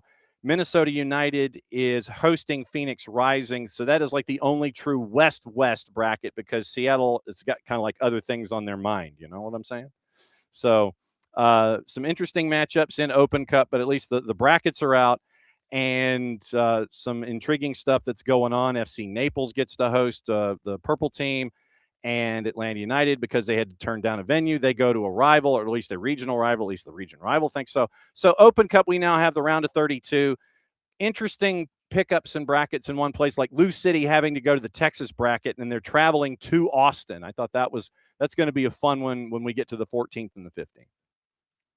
Yeah, I believe not a lot of Washington teams there, right? Velocity, I think, ended up not making it. Yep. They're out. So yeah, unfortunate. I've always been someone that liked the Open Cup. It did feel though as if MLS and a lot of other teams were starting to go another route. Obviously with MLS Next and everything that comes in between with people's not favorite but very lucrative Leagues Cup and all of that stuff. So it's unfortunate because this Open Cup feels like those real cups, like the FA Cup, like in Colombia. There are those tournaments that are always fun to watch when it comes to those smaller teams getting that opportunity to play the big boys. It'll be fun to see how it plays out. All right, one MLS Next Pro question before we get into MLS and look at the weekend and where things stand. Tacoma, in their first 5 matches, they're still looking for their first win under Paulo Nagamura and JP. What is the vibe? They've only scored twice in their first 5 matches. They've given up 8, which isn't bad. I mean, it's like 1.6 on your goals against, but not a whole lot of offense so far from Tacoma. And you're 12th out of 14 teams in the West, still looking for your first win. Any idea on early vibes? Is the level of patience still patient when it comes to Defiance right now and just letting them build under Paulo Nagamura? Yes, very much so. Obviously, as a new coach, as you mentioned, someone that's trying to get used to the system. But the Tacoma Defiance has always been a team that is more of a developing team than a winning team. And I know that is hard for some to fathom and understand. But that's kind of the way it works, right? So especially in a year where, I mean, there might be 9 or 10 new players coming into this squad, right? I mean, this Tacoma Defiance team has been feeding the first team for a very long time. And those new players have to come in, have to understand the soccer module, have to create a chemistry, have to become competitive as a collective unit. And that doesn't happen overnight. And it certainly doesn't happen over 5 games. So last time I spoke to JP, and you could find that interview on Lobin Scorchers, it was all about getting the team to understand the culture, getting the team ready for the upcoming season. I've talked to very briefly to Paul Nagamura. I want to do something deeper with him, but he seems to be a guy that's in full control and understands that this sort of situation, this sort of thing takes time. There is some talent in that squad as well. I mean, there is a belief that this team is going to be able to perform at a high level at one point, but that's just not the objective or the main point, the point of emphasis, if you will, at the moment. So there is patience. They understand that there's a group there that has more to give potentially, but overall it's about developing talent at the Tacoma Defiance level. All right, now let's spin it to Major League Soccer and what's going on in Seattle in the Western Conference and working our way into the juice boxes. Obviously, not good news involving one of the Seattle players, Nikola Petkovic. We heard knee, we heard ligaments. What's the latest there? Yeah, that was unfortunate because although I was not as high in his play and potential, flourishing into a player that was going to be a starter for this team, he was without a doubt going to be a very good rotational and important contributor. Brian Spencer seemed to really like him. He was getting a lot of minutes. The fan base was really getting behind him. Ironically, he had just had a really good interview with the press, and he almost felt as if he had arrived. He was very comfortable. He seemed like he was in a good place. And during a training session, he ends up, I believe it was a non-contact injury, and his ACL goes out. So I feel for the kid. You could definitely tell that he was trying to prove himself. He knew that he came from a situation where there was a lot of promise and nothing really came about it. He didn't really fit. And so coming to Seattle in a place where the group seemed to have vibe with him a lot more, and there was a lot of trust from the coaching staff, it was just unfortunate to see him get this sort of injury and know that won't be back for the season. There was going to be, according to Brian Smetzer, he said he was so impressed by the young men's work that he felt like he wanted to bring him back and figure out if there was a way to pick up that option or negotiate or something to that effect. But that now becomes almost, I'm not going to call it impossible, but it's going to be very, very hard for the Sounders to figure out a way to bring Nikola back with this sort of injury. I mean, obviously, maybe you can not pick up his option and then negotiate, try to get him at a very low, very big discount type of situation, very low salary, very low buy in for the player. But yeah, just unfortunate. In terms of the team in general, Brian Schmetzer did sound very confident in what he has left over. Schneider Burnell, Hassani Dawson is back with the team. He's practiced in full. It looks like he has overcome the concussion protocol.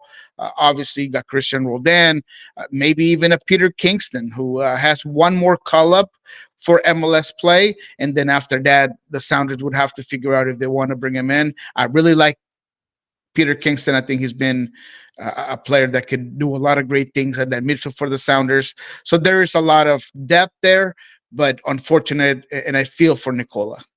And diving into juice boxes and matchups, Seattle's a bit of a dog going to Houston to take on Dynamo at Hell in a Shell. They're at a plus. That's interesting. They're plus 175, and Houston is a plus 160. The draw is a plus 250. What say you, Niko Moreno?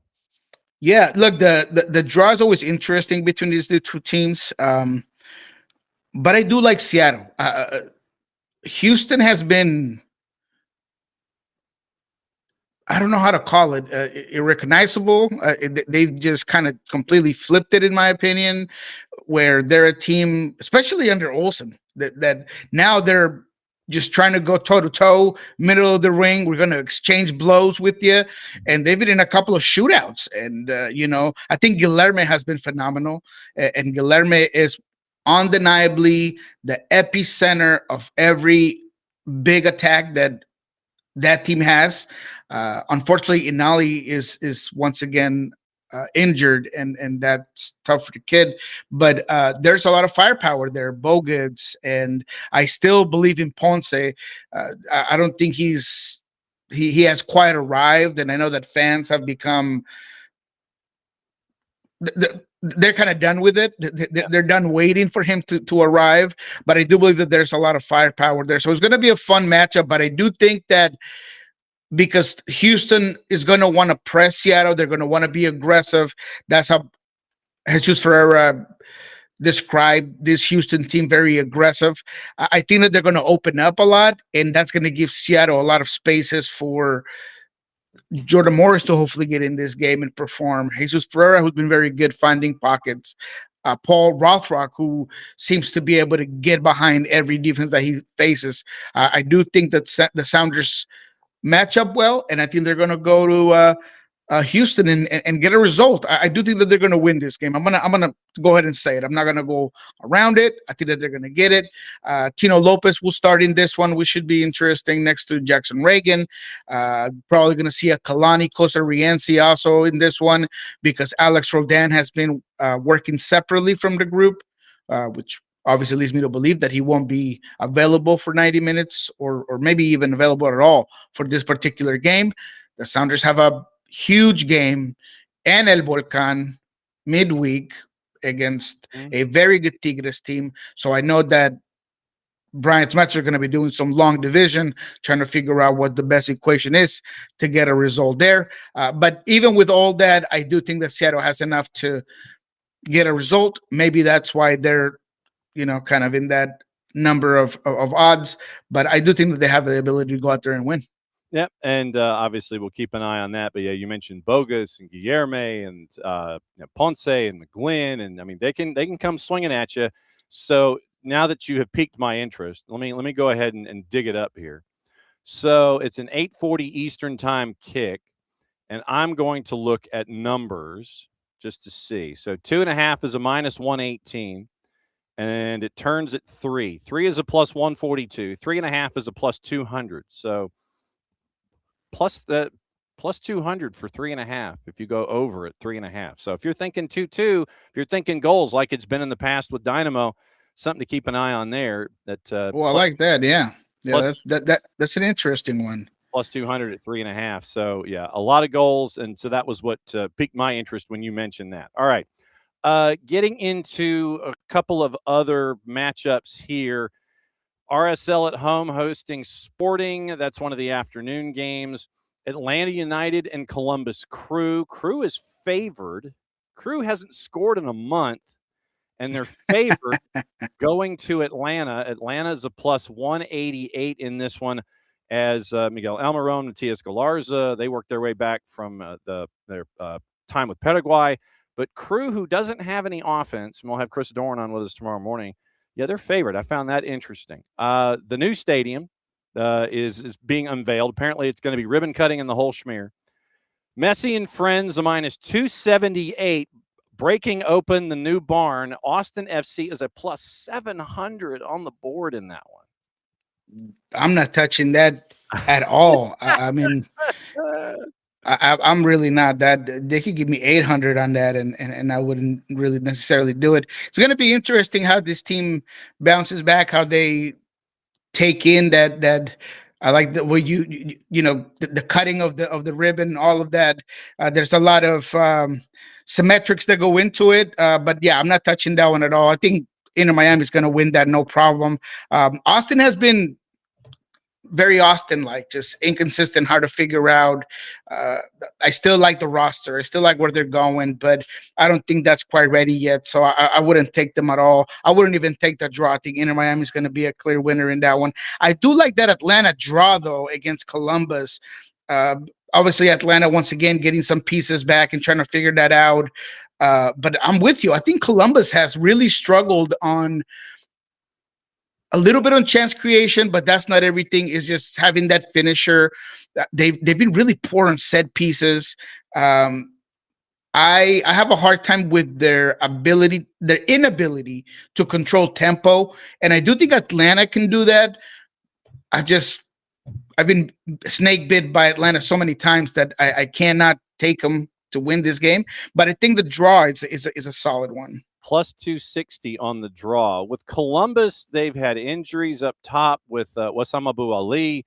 He is, he's trying to get back to full song. It's been him and Rossi, your only 2 goal scorers this season at all for Columbus. Literally, that's it. It's like just the 2 of them. It's 5 goals, and they were all scored in their first 2 games. And you're wondering, okay, where's this offense? I think they're still trying to get integrated into what Henrik Rydstrom wants them to do, where it's the Wilfred Nancy spinoff in Henrik Rydstrom, and it's like, okay, so it's a little different. It's like Wilfred Nancy adjacent is Henrik Rydstrom, and so what do you want us to do? How are we different? And it's just been up top, and it's just been an absence of goals for Columbus, and it's been an odd watch to see. Yeah, what's going on. For me, the biggest concern with Columbus is the midfield. There's just there is no one taking the leadership of the ball. There's no one dominating from midfield. I mean, they made Cifuentes look, like the Cifuentes, before he left LAFC. I mean, he was all over the place. He was getting inside the pockets. They were able to cut through the middle, like, a knife going through butter. I mean, they're very gappy as well. It just doesn't look like a Columbus Crew team. And obviously the injuries and the inability to score doesn't help out. And Diego Rossi looks exhausted. For it to be this early in the season, he just looks like a guy that is looking around like, who's going to help out? It's tough to watch. Yep. Charlotte's hosting Philadelphia. Charlotte's favored 7:40 Eastern time. Charlotte is a +114.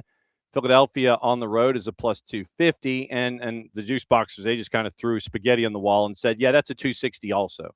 I'm seeing a lot of the same numbers early in the week when it comes to these matchups. You'll see a lot of the juice boxers sit there and go 3 or 4 games will have the same numbers on opposition and on draw. 260 again for Charlotte and Philly. Philly, like we've been talking about with Columbus, I don't know what Philly team I'm going to get on a daily basis. And is it going to be the team that's that has proven that they don't need Ty Barabo up top and that they're going to get their offense from other places like Milan Olaski? Or is it going to be the one that is still trying to figure out who they are? And you still have in Bradley Carnell, Jim Curtin adjacent. You still have some of the characteristics that we've seen from Philly, but it's now under Bradley Carnell, and they're trying to find offense, and you don't know which Philadelphia team you're going to get on a daily basis. The funny part there is that I also don't know what Charlotte team I'm going to get. True. Am I going to get the one that put 6 on the Red Bulls, or I'm going to get the one that just couldn't defend at all earlier in the season?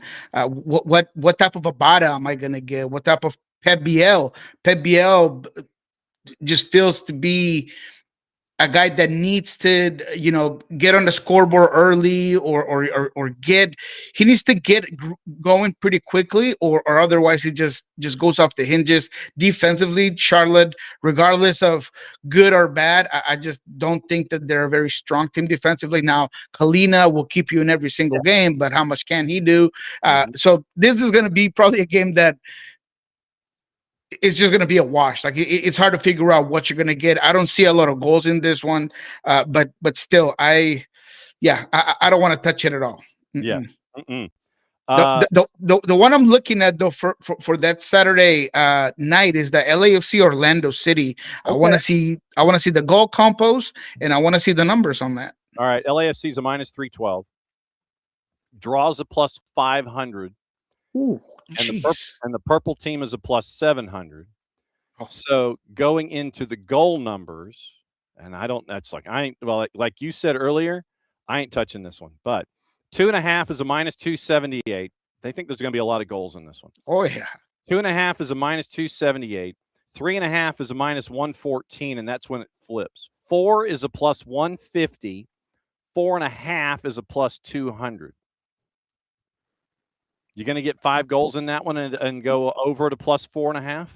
Even if I did, it's not enough. Like you might get it, but I like to bet where I can get most out of my picks, and I don't know if that would be it. I do think that this could be one that there's going to be more than 4 goals. You know what? Maybe I'm giving it too much credit as well, because LAFC has struggled to score, but Orlando is such a willing team to allow you to just come in, sir, please score.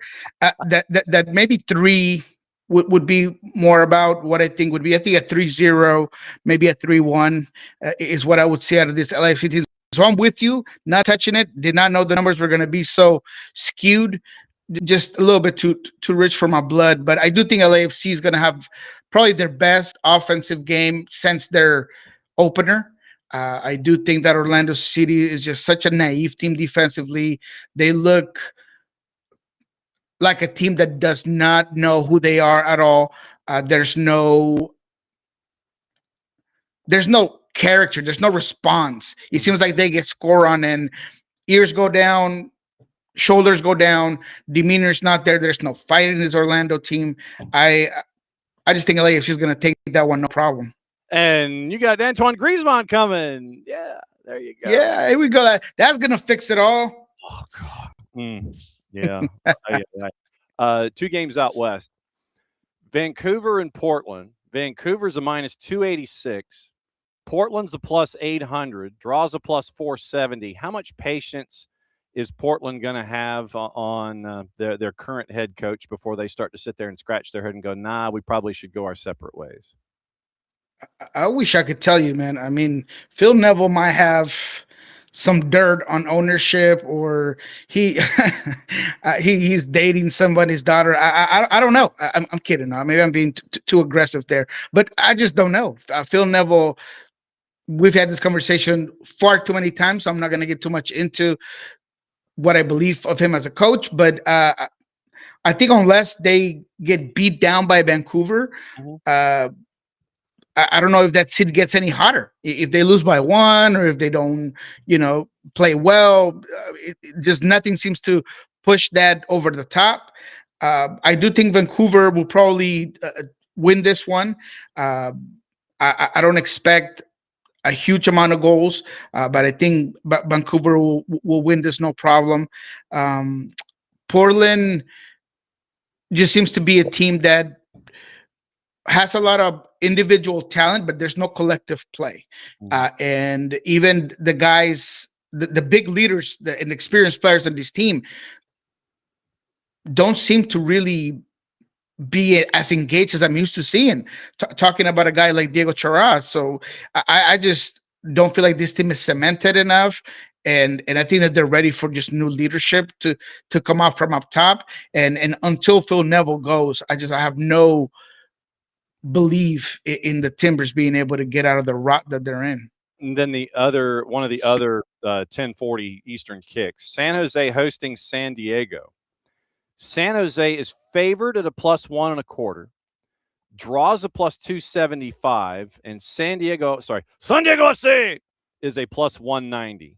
So San Diego FC is a dog on the road by a big margin, and the draws a +275 going to San Jose.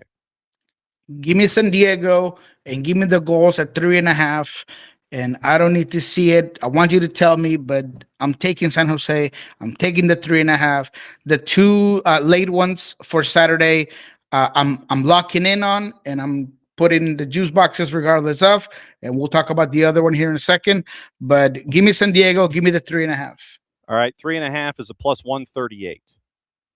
Okay, I'll take it. So it flips at 3.25. 3.5 is a +138. So that's so you're going over at 3.5, and you're going with the road dog in that one. So that's I looked at that one and I'm like, okay, both teams are on the plus side A, and both teams like to light it up B. And so I was liking the goals.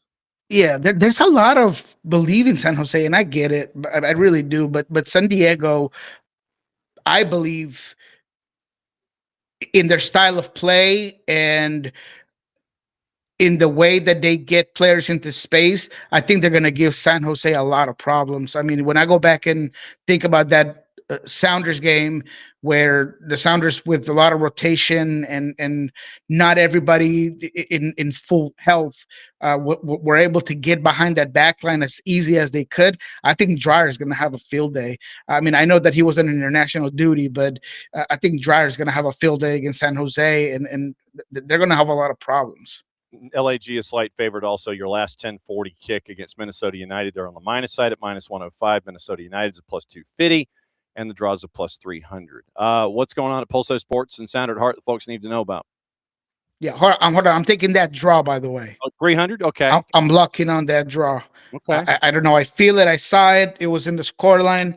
I think it's going to be like a 1-1-2-2 type of affair. Minnesota has not been impressive, but they seem to be a team that they'll give you what you give them. And I think if LAG gets one, I think that they'll push numbers forward, maybe get one over on them. But I like that draw on that one. When it comes to Pulso Sports, you can find everything that we had this week. Lots of voices from the Sounders this week. We talked to Paul Arriola, we talked to Paul Rothrock, we talked to Jesus Ferreira. You can find it all on Pulso Sports. We are hopefully going to be able to get this show rerun. We haven't done that in a little bit, but we're going to once again go back to it because I had a couple of people reach out about the show. So I'm going to be making sure that this weekend we'll rerun this SDA show on Pulso Sports.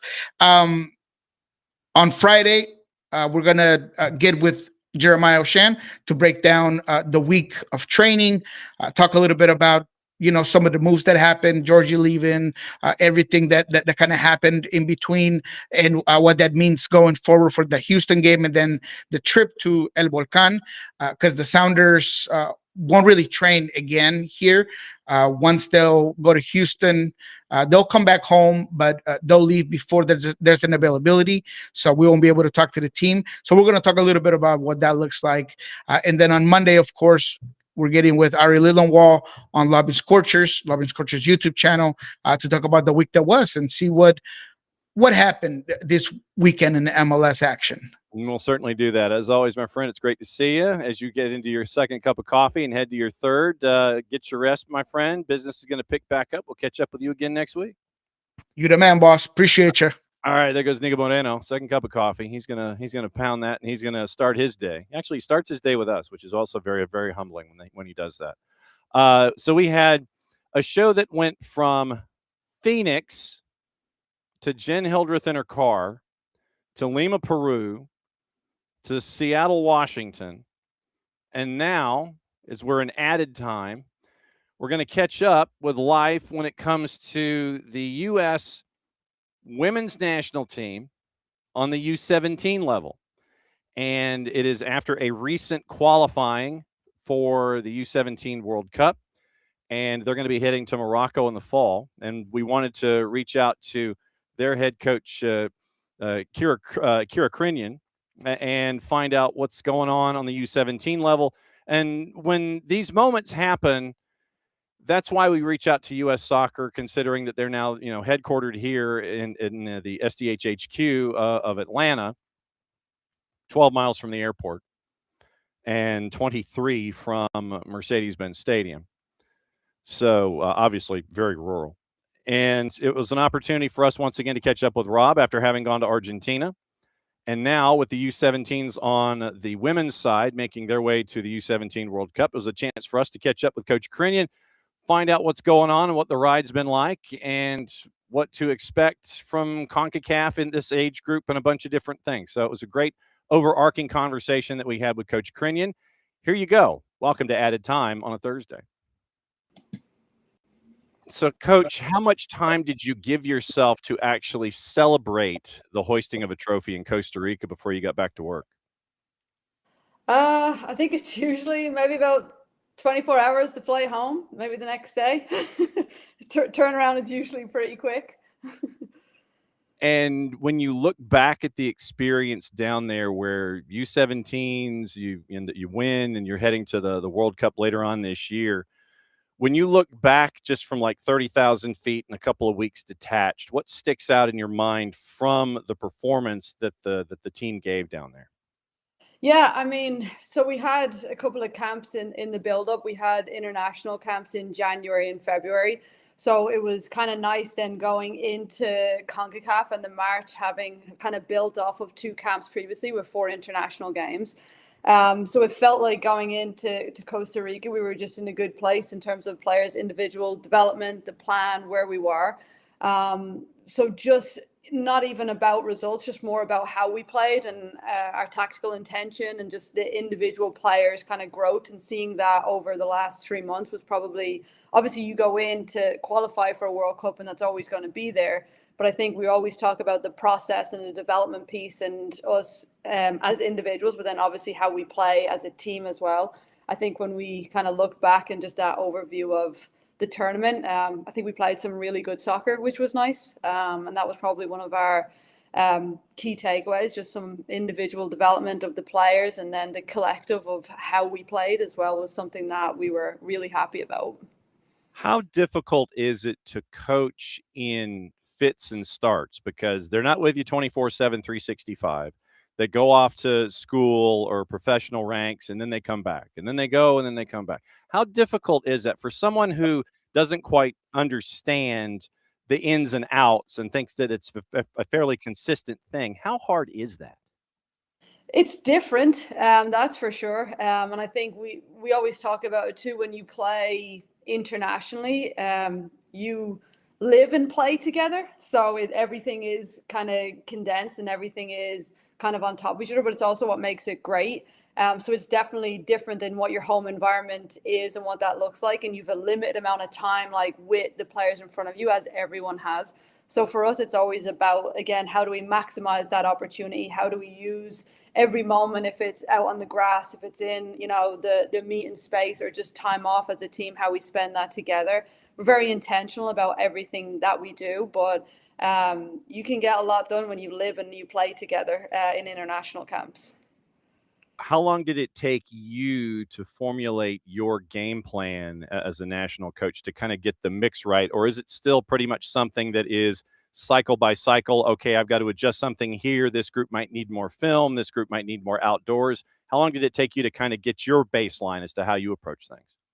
Yeah, I mean, we have a development plan and we have a pathway. So when it goes into like how we prepare, it's usually any time, like throughout, I've had this group in the 16s and the 17 cycle. So it's always been a bigger plan and what that looks like and where we are. And then it's kind of meeting the players where they're at, and each and every age group kind of can look and feel a little bit different, and you kind of see where they're at and where you maybe need to spend more time with some of the messages and things that we do. But our pathway is kind of clear from our 15s all the way up to our 23s to our women. So there's always, in terms of how we go in, we don't necessarily plan game to game or camp to camp. There's kind of an overview and a cycle plan that we know we want to have players on and in that pathway. And I think the time at which you can kind of move on or what you're talking about next just kind of depends on where that group is at. And like I said, you kind of meet the players where they're at.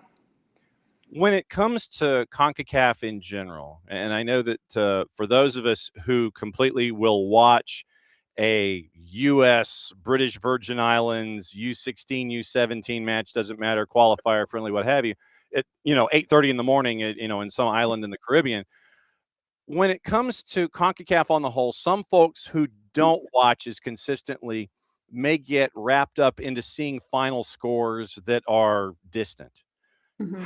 How would you describe where CONCACAF is right now at your age group, and how are you gauging like level of competition and where CONCACAF on the whole is right now? Yeah, I think like the format of our CONCACAF changed a couple of years ago, where we kind of went through group stages and then we played a semi-final and a final. So you kind of saw a mix of different teams. And then in the past recent years, it's just gone to group games where you play your 3 group games. So it looks and feels a little bit different at times. And I know sometimes we look and there can feel like there is that disparity between teams. I think overall what we're all trying to do is grow the game. And sometimes, like I said, that can look different for different federations. So I think, over the last couple of years, we've even seen like this year, Puerto Rico qualified, which was awesome. And that, they haven't qualified for a while. So we're seeing just the game kind of changing. And we talk a lot about how, everyone talks about how the rest of the world is catching up.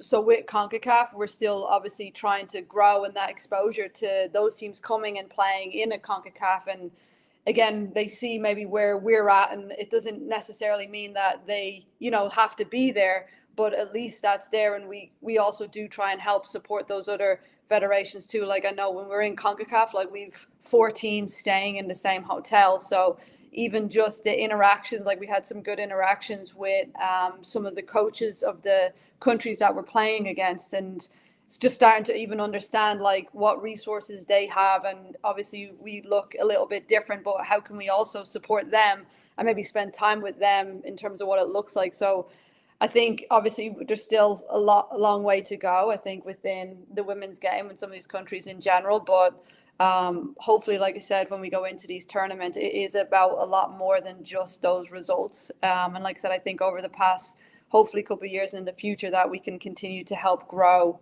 some of the other countries as well in terms of, playing and having more competition or having exposure and having support. I think is probably one of the biggest things that we see is the difference. You're reading my notes, obviously, when it comes to all these questions, because that was going to be my follow-up, is if you have interactions with these other coaches in the nations where they're trying to develop and they're trying to grow. And, I imagine that the range of emotions that they're having could be from understanding to frustrating to, it's like wanting to be enthusiastic to improve. And you mentioned the conversations. What advice in general would you give? And I guess this is a universal thought for those programs Doesn't matter what level. Could be CONCACAF, could be representing a country, could be college, could be high school. What advice would you specifically give to those programs that are having hard times but want to grow the game and grow themselves?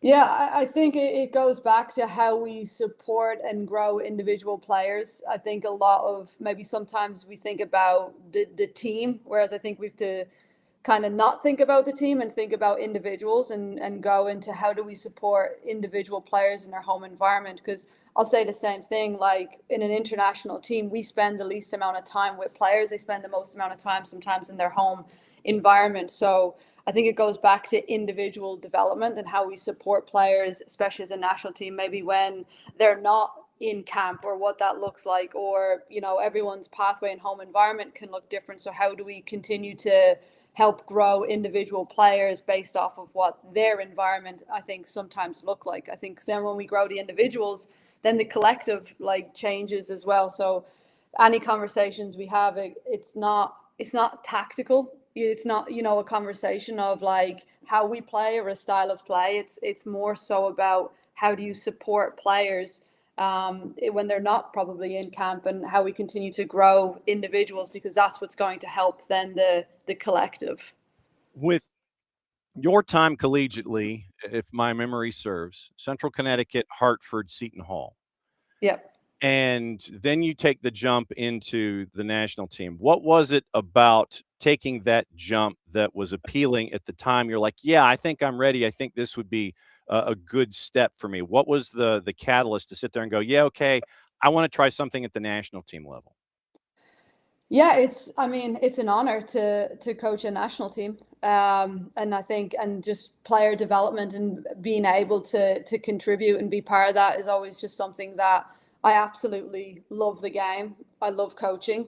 So being a part of that, and the difference of just the international game and what that kind of focus is and what that looks like, was a big thing for me. And I think, yeah, it's, you get an opportunity to coach the best players in the country. And that's, to me, is a massive, massive honor to be in that position and being able to contribute in that position. How different are you? Are you still pretty much the same coach that you were before national team duty? Have you changed and evolved? How different are you now than you might have been when you were in the NCAA? I hope I've changed, because, over time you want to get better and you want to learn about, yourself, and you learn about as much as players develop, I think coaches develop as well. So I hope I'm a different coach. I hope I'm a better coach. I hope every year that I spend coaching that I continue to, the same thing for me. I want to learn and grow, and you get that true experiences. So I hope I'm not the same coach as I was 5 years ago, and I continue to learn and grow. I would say, even being within the position I'm in the past 3 years, just working alongside other coaches in the federation, learning from them, the support in the different departments that we have. You grow as a person and you grow as a coach, and it's something that I think is important that you have to continue to do, because as the game evolves, you have to evolve. And I'm currently on the pro license as well. So I think a big investment is that, if I can invest in myself and continue to learn and grow, I think it only helps anyone that we get to kind of work with. So I hope I'm a different coach. I hope I'm a better coach. What was the most recent lesson you've learned along the way that has stuck with you about your evolution in coaching? Oh, God, that's a great question. What has stuck with me? God. I don't know. I didn't mean to turn this into Final Jeopardy, but it's Yeah. was it something, whether it's day-to-day approach, how you retain information, how you differentiate, how you manage players? What was it something in that vein, or was it something entirely different? Or what have I done in asking you this question? No, what have you done? You've completely stumped me. To be honest, I think probably one of the biggest things too is, I think sometimes when you go into coaching, you do think about teams and you do think about that bigger picture. And I think probably one of the biggest things that for me hits home and I've learned is actually coaching individuals within the team. And I think that's probably something that you can't get caught up doing. You can't get caught up thinking too much about the teams or results. It really is about individuals, and it's about, for us, it's about our pathway, it's about our development. And for us, we want to develop players that play on the women's national team one day. So I think probably you have to change your mindset in terms of thinking that you have to grow a team or a winning team. Like, part of that is actually how you coach individuals, and how every player needs something different from you. And that can, like I said, that can be like the soccer piece, or how they learn, or how they understand things, or they need more clarity on certain areas. Or, like I said, sometimes players can learn when the ball's rolling and it's in training, or some of them are better learners when we're in a classroom session. Some of them like being on a tactics board, and then some of them have maybe their biggest takeaways when you're in an IDP and you're in a one-on-one situation. So I think probably just how we connect with players and how we just grow individual players is probably one of the biggest things, and the impact that has, more so than as a coach. It's weirdly less about the team and that piece of it. It's really more about your connection and how you coach individuals. Because I was going to ask, when you have camps and preparation and tournaments and such, then when that's over, then what are you doing? Because you're waiting for that next camp and you're prepping for that next camp. What is the quote unquote downtime like? And yeah, I did just use air quotes. Yeah. But when you're not in tournament mode and when you're not in camp mode, what do national team coaches do in that gap space? Yeah, I mean, that's the time that again, I think camp goes into, there's a preparation phase of camp, there's the in camp, and then there's like how you kind of close out camp as well. So that obviously takes time. And then when you're, usually sometimes then you go back into a preparation phase, a camp phase, and then a closeout phase of camp. But I think the time in between is the same thing, like connecting with players, connecting with clubs, like making sure that we are aligned. And it's not just about when we're in those we're in camp 8 days, 2 weeks in the last camp. So it can't just be about those 8 days. We have to maximize those 8 days, and we have to be super prepared and ready. But there's also then, how do we continue? Like I said, every player that comes out of camp has an IDP, so they have their own individual development plan. Well, our job too is to make sure that we support that when we're not in camp. So if that's going to games, if it's getting on Zoom calls, if it's just any sort of preparation or connectivity between like camp and out of camp as we start to go into the next one, I think that's probably where a lot of the time is spent. It's kind of reviewing, preparing, executing, then again reviewing it, preparing the next one, but then also making sure that we still connect with coaches, we still connect with players, we have check-ins, and that's usually kind of what the time in between camp looks and feels like. So when you have questions about coaching, and it could apply to the US way, it could apply just, to your own DNA, who is on your speed dial? Do you have anybody on a speed dial that you can sit there and dial up and go, I got a question about this, and that person's going to pick up the phone and answer it for you? Yeah, I mean, it's our other YNT coaches. We're lucky enough where we've got a great group of coaches that we all share. The job is quite unique. Like I said, it's not a club coach. It's, it looks and feels a little bit different. So I think we all go through the same thing, but a different way. So I know at any point that, if it's something about the game or tactically, usually maybe one of them have seen it, or Tracy Kevins is our head of development, who's been in youth national teams for years, and I think she has every experience possible. So she's always a resource that, if you have a question, I'd say usually it's happened to her at some point. So she'll have some story and feedback for you that's helpful. But I think we've got a really good support system in terms of, like I said, the other youth national team coaches. And then we have Tracy, who's our head of youth development as well, that at any point that we can always kind of chat things through. And like I said, she has a huge amount of experience that she can pull from that helps everyone. When I mention the U.S. way, that is something that is there inside the walls as a philosophy and a foundation for work that goes forward every single day. For someone who doesn't know the U.S. way, or as a fan of soccer and as a fan of national teams, but may not necessarily understand the U.S. way, how would you best describe that? Yeah, I mean, the US way, we have our pathway from, obviously, like you said, for us, it starts at U14, like our talent ID, and then it goes from, our national teams go from 15s to 23s. And basically, it talks about how the player is at the center of everything that we do. And then around the player, we obviously have this support system, but there has to be, our environment is so important, the culture that we have, how a camp looks and feels. The player is always at the center of everything that we do.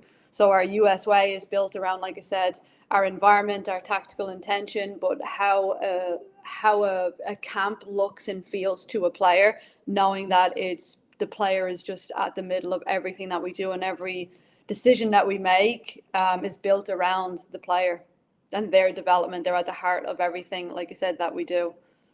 U17 Women's World Cup is in Morocco this fall. First and foremost, I hope you're getting all the miles and points that you're supposed to get from all of these trips. Yeah, you're getting all those? I mean, I wish we could just choose one airline. then it'd be great, but I'm kind of jumping around, so I have points in everywhere at the moment. Okay, but yeah, I just want to make sure that you're still getting them. You're getting them. It doesn't matter what hotel or wherever, but you're still getting them all, right? I'm not. I'll actually have to check on that one. Yeah. Okay, so then with U17 World Cup in Morocco this fall, what is the timeline like? How many more camps are we talking about here before you head over to Morocco to bring home a rather large trophy in the fall, the largest of the large trophies? I imagine it is the size of the world in and of itself. It is the world-sized World Cup trophy. How many more camps are we talking about when it comes to prep and getting ready for the Women's World Cup this fall? So we have 2 more camps before our pre-camp for the World Cup. So in June, end of June, we'll be going to Japan. We play Japan twice in 2 friendlies. And then we'll have 1 more camp in August that will be in our National Training Center. And we're hoping to host some teams for international games in August. And then that will bring us up to the World Cup, where the World Cup, I believe, is October 17th. The World Cup starts, and we'll have our pre-camp usually right before that. So our pre-camp will lead us into the World Cup from there. So 2 more full camps, like I said, June and August for this group before we get into full World Cup mode. Not like you're not in it 24/7, 365 anyway, trying to prepare on the day-to-day. I can't thank you enough for peeling back the curtain, because those of us here at the network, we were like, hey, they've qualified for a World Cup. They've won group. Let's kind of dive in and find out what's going on with the U17s. I can't thank you enough for peeling back the curtain a little bit and letting everybody know what's going on. Obviously, now that we know how to get in touch with you as things continue to grow and evolve. We're going to be knocking on your door again. You, in turn, know how to come in. You know where the garage door opener is, and the key is under the mat. So you can come and visit anytime. Don't be a stranger. Thanks for doing this and explaining everything that's going on there with the U17s. I appreciate your time. Thank you. Thanks for having me.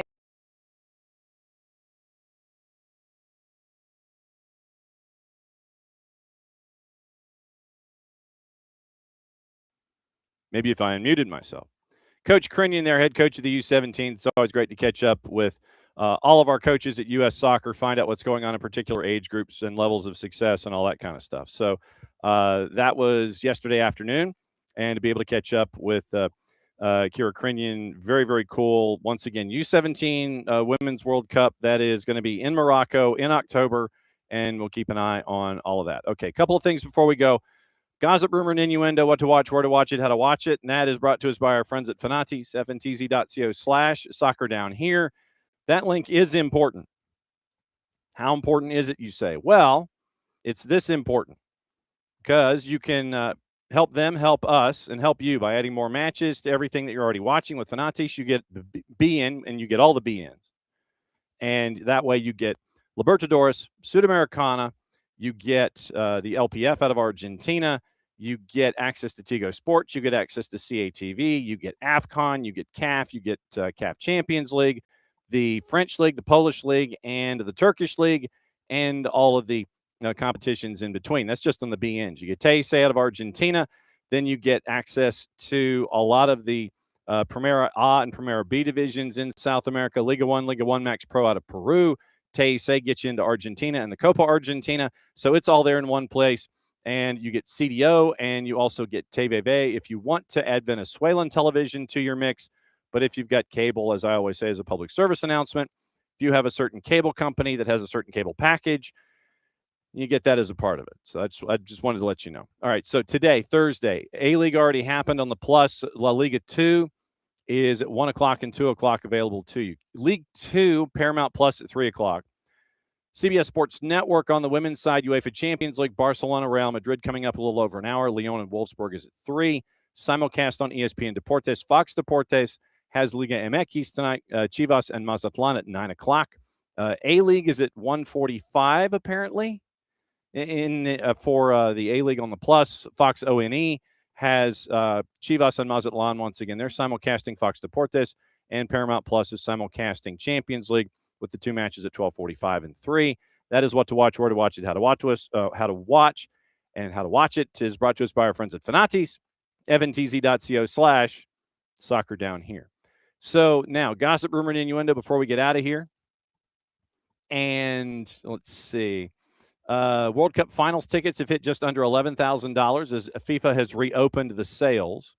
Donnarumma cried with sadness, apparently after Italy's loss. Gigi Buffon has resigned his position with the Federation. He posted that to the 280-character app for about an hour ago. And so he was told not to do it immediately after the loss in and of itself, but he did have a lot of words of wisdom for the those who succeed, both him and everyone else that is going to be in the administration. So go to Gigi Buffon's Twitter, and you can find out about his resignation from the Federation.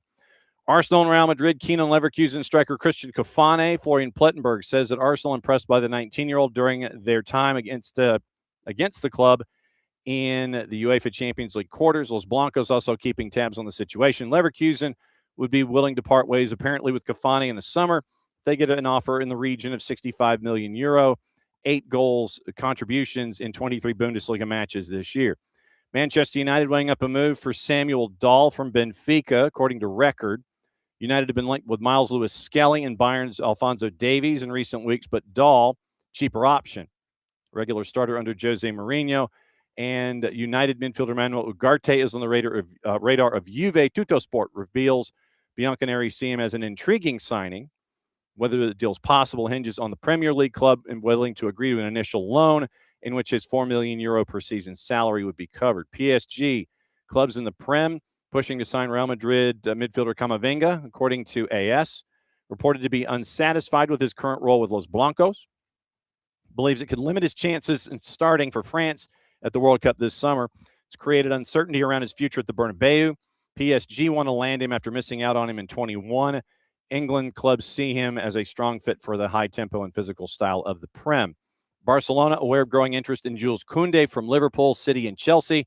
Mundo Deportivo reports 3 Premier League clubs all watching the 27-year-old situation closely, with the Reds wanting to land a more defensive option after replacing Trent Alexander-Arnold with Jeremy Frimpong last summer. Koundé remains contracted at the Camp Nou to the summer of 2030. Blaugrana could be tempted to accept a significant offer. Team talk once again. Liverpool, Chelsea, Newcastle interested in Monaco midfielder Lamine Camara. And Newcastle have taken up a strong position in the race to sign the 22-year-old Senegalese international, having, quote, intensified their pursuit in recent weeks. Linked to Newcastle as a potential replacement for Manchester United link Sandro Tonali. Monaco expected to be willing to move on him for the right fee. Juve and AC Milan have made recent inquiries about Lewandowski, Gazzetta dello Sport. Caught offside, Liverpool and Manchester United both looking at Borussia Dortmund defender Nico Schlotterbeck. Team talk, Manchester City made progress during talks with attacking midfielder Phil Foden on a new deal. 3-letter paper, Barcelona leading the race for Bernardo Silva. AS, Atletico de Madrid planning to begin talks to sign on loan midfielder Nico Gonzalez permanently from Juve. Current permanent option clause is €32 million. City leading the race ahead of several Premier League clubs for AC Milan keeper Alessandro Longoni. That's from Nicola Ciera. Palmeiras striker Jose Manuel Lopez has been identified by Brentford as a potential future replacement for Igor Thiago. That's from Ekrem Konur. Everton monitoring the situation of John Stones at Manchester City. That's from TalkSport. Corriere dello Sport. AC Milan recently held talks with reps of Lazio defender Mario Gila amid hopes of signing him in the summer. Konur again. Bournemouth and Brentford among the teams interested in Mainz midfielder Kaishu Sano. City have made formal contact with Pep Guardiola regarding a decision on whether he will see out his current deal. That's from TalkSport. They're wanting some kind of a decision from him by the end of the year so they can figure out what they need to do going forward. Another couple of things to look at before we get out of here. This came from Sasha Tavolieri, and it has to do with the Belgian FA. And the note that Tavolieri gave from the FA about the FA. Belgian FA is in crisis, according to Tavolieri. Internal sources reveal an €8 million debt, shocking removal of the U16 national team, a world first, and growing financial pressure. Quoting Tavolieri, also player bonuses are also being cut, disputes piling up. Some players may receive only a percentage of promised payouts, and earnings vary depending on status within the national team. If the Red Devils miss the next World Cup quarterfinals, the fallout could be massive, according to Tavolieri. Then we have news from The Athletic and The Athletic FC on the 280-character app involving the monies that Roman Abramovich have attached to his time at Chelsea, and a decision that is going to be it's going to have to be made about financials, where they fit, where they're going to go, and what could be the future of all of those, the future with all of those funds that are just kind of laying around right now, waiting for the next step is to figure out where that money is going to go.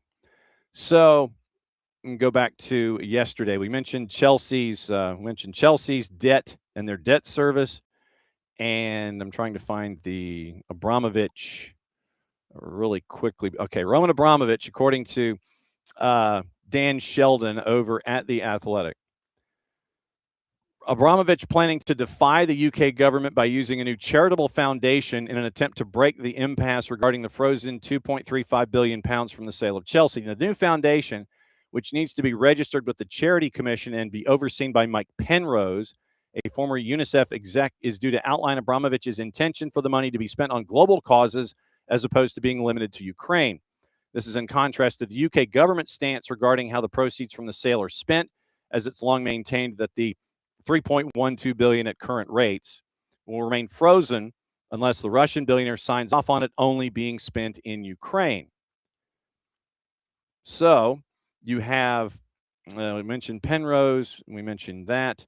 The UK government back in 22 forced Abramovich to sell after Russia had invaded back in February of that year, sanctioned and had his assets frozen. The Blue Co consortium of Bowley Clear Lake bought the club in May. And Abramovich's proceeds, remember, have remained frozen ever since. In December, UK Prime Minister Keir Starmer threatened Abramovich with legal action unless Abramovich agrees to the government's conditions. Abramovich's reps, however, have long maintained it was never part of the agreement for the proceeds to only be spent in Ukraine. And now they're trying to break the deadlock, according to Sheldon, by utilizing a new foundation without the government's permission. Spokesperson for Abramovich told Sheldon, quote, "Our understanding is that a foundation is currently in the process of being registered, which we welcome. Mr. Abramovich maintains his intention to donate funds to humanitarian causes once the relevant legal obstacles are resolved," end quote. Application for the new foundation, due to be named the Foundation for Victims of Conflict, set to be submitted this week. And then they got a statement from Penrose about it. UK government suggesting it would continue to fight to ensure the sale proceeds went solely to causes in Ukraine. Sheldon got a statement from Foreign Commonwealth and Development. And then you have, Athletic previously reported on Abramovich's legal team informing the UK government that the proceeds are wholly his, and he would fight any attempt to confiscate them. In correspondence seen by The Athletic, Abramovich's lawyers also said that the UK government appears to be treating this proposed donation as a form of punitive measure against Mr. Abramovich. Central to the disputes, the ongoing investigation into the Russian in Jersey, which included more than $7 billion worth of Abramovich-linked assets being seized by the Jersey Royal Court back in March of 22. So that is the latest there with Roman Abramovich and Chelsea. Leeds 24-25 accounts have been released, the ninth highest commercial income in the English game. Record turnover, but a loss of £49.2 million. So keep an eye on that going forward as well. Trying to see if there's anything else that I might have missed, as we're only 20 minutes away from a third hour being completed. Ricky sent the link out about the new pre-match top. Red, white, and blue with stars, and I'm sure that I'm going to have to pick it up at some point. Why do they do this to me? Why do they do this to me? So, reinforcing the Guardiola decision, not going to be made till the end of the season. Manchester United's planning a £1.2 million weekly wage cut with the exits of higher earners. Sheffield United now is at the center of a U.S. ownership's legal row. Co-owners Stephen Rosen and Helmi Eltuki are being sued in Delaware by a businessman who says he orchestrated the £100 million takeover. This is from Mike McGrath. Huge fallout behind the scenes after the COH Sports takeover at Bramall Lane last year. Rosen and Eltuki are being sued for fraud over the deal to buy the club. Legal case brought by Tom Page, an English-born investor and entrepreneur now based in California, says he set up the takeover before being cut out of the final deal. For their part, COH say the complaint is entirely without merit, of course, seeking to have the case dismissed. And so required reading today is over at the Telegraph involving Sheffield United. So we'll keep an eye out on that, and we'll read that story to ourselves once we're done for the day. Let's see. Yeah, and go back and watch the red card, or the card on Sonia Bonpastor after the hair pull on Alyssa Thompson went unpunished in the end of the Champions League tie. So there's that. Roberto De Zerbi is not winning a whole lot of friends right now with the early statements having to do with Mason Greenwood. You've already had some fan groups that are attached to Spurs sit there and go, we don't want him. We'll still support the club, but we don't want him here. According to The Guardian, more than half of the nations in the World Cup facing extra costs as FIFA fails apparently to agree to a U.S. tax deal involving exemptions. And this comes from Matt Hughes over at The Guardian. FIFA has not agreed to a tax exemption with the U.S. government. And so now it's going to once again fall disproportionately on those smaller nations when it comes to the taxes and a tax-free status, which was not agreed to. Of the 48 qualifiers, 18 that have signed a double taxation agreement with the U.S., which exempts their delegations from paying federal taxes, most of whom come from Europe. Other than the hosts, the only non-European countries who have signed DTAs are Australia, Egypt, Morocco, and South Africa. Curacao and Cabo Verde could have a larger tax liability than England and France. Doesn't apply to players' earnings, as under federal law, athletes and artists are obliged to pay tax when they perform in the U.S., but it does cover backroom staff and coaches who at the international level receive far higher payments from their federations in any case. So European federations had feared back in February losing money at the World Cup due to high costs. Tax issues meant that teams from elsewhere have even larger concerns. FIFA's operational budget for each of the 48 teams fixed at $1.5 million. Daily allowance reduced from $850 to $600, despite higher costs of travel. Carlo Ancelotti is going to have to pay taxes on his earnings in both Brazil and the U.S. Thomas Tuchel is only going to be taxed in the U.K., just to give you examples. No state tax in Florida, 7 games taking place in Miami, 10.75% New Jersey, 13.3% in California, in LA and San Francisco. FIFA declined to comment to Matt Hughes, but they said that they're working with all national associations to provide help and assistance on tax issues. So, yep, tax man's coming.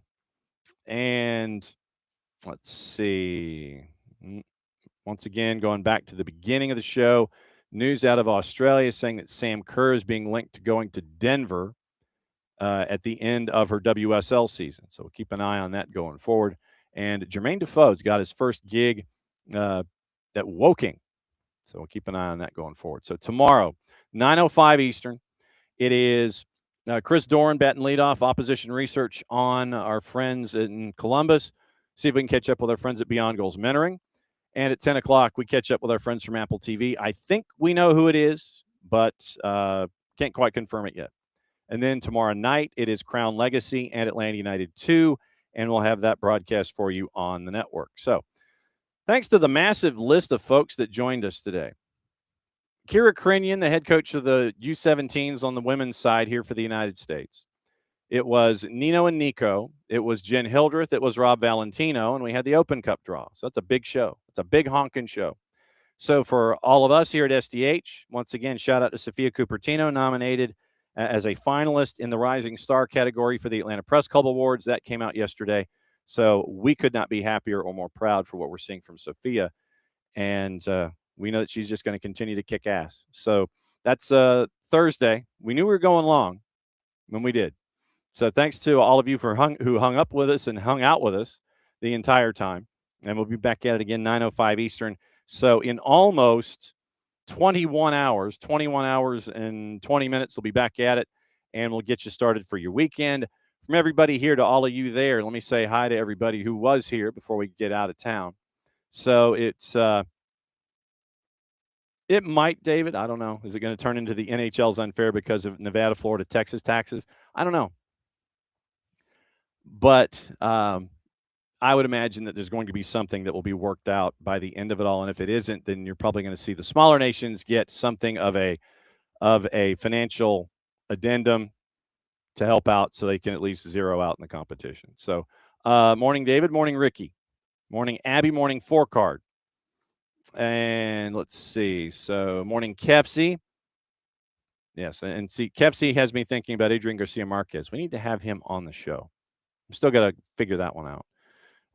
Let's see. So Kefsey and David, and that was all who joined in the Twitch pitch. But once again, thanks to all of you for joining us this morning. Back at it again tomorrow morning, 9:05. And since it's the end of the show, that means we get to do this. Thanks a lot for hanging out with us, going supersized today on a Thursday. Thursday Thoughts. We had a lot of them. See you again tomorrow morning, 9:05 Eastern.